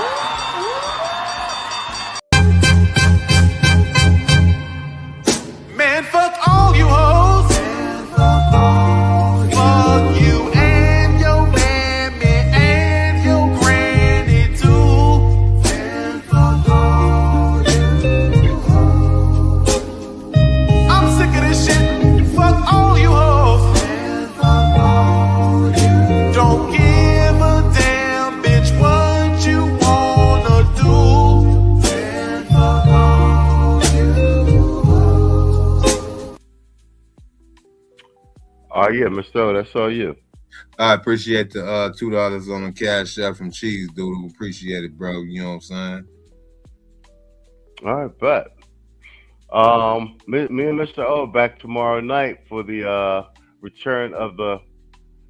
No, you said ain't much, but yo, man, I just appreciate you for supporting the stream. Me bro. too. Me too. Like real shit, bro. Like real shit. We've been doing this for a while, man. Like sometimes the last of the Mohicans, man, we don't get the support like the other channels, but we the motherfucking trendsetters. Don't get it twisted. Don't get it twisted.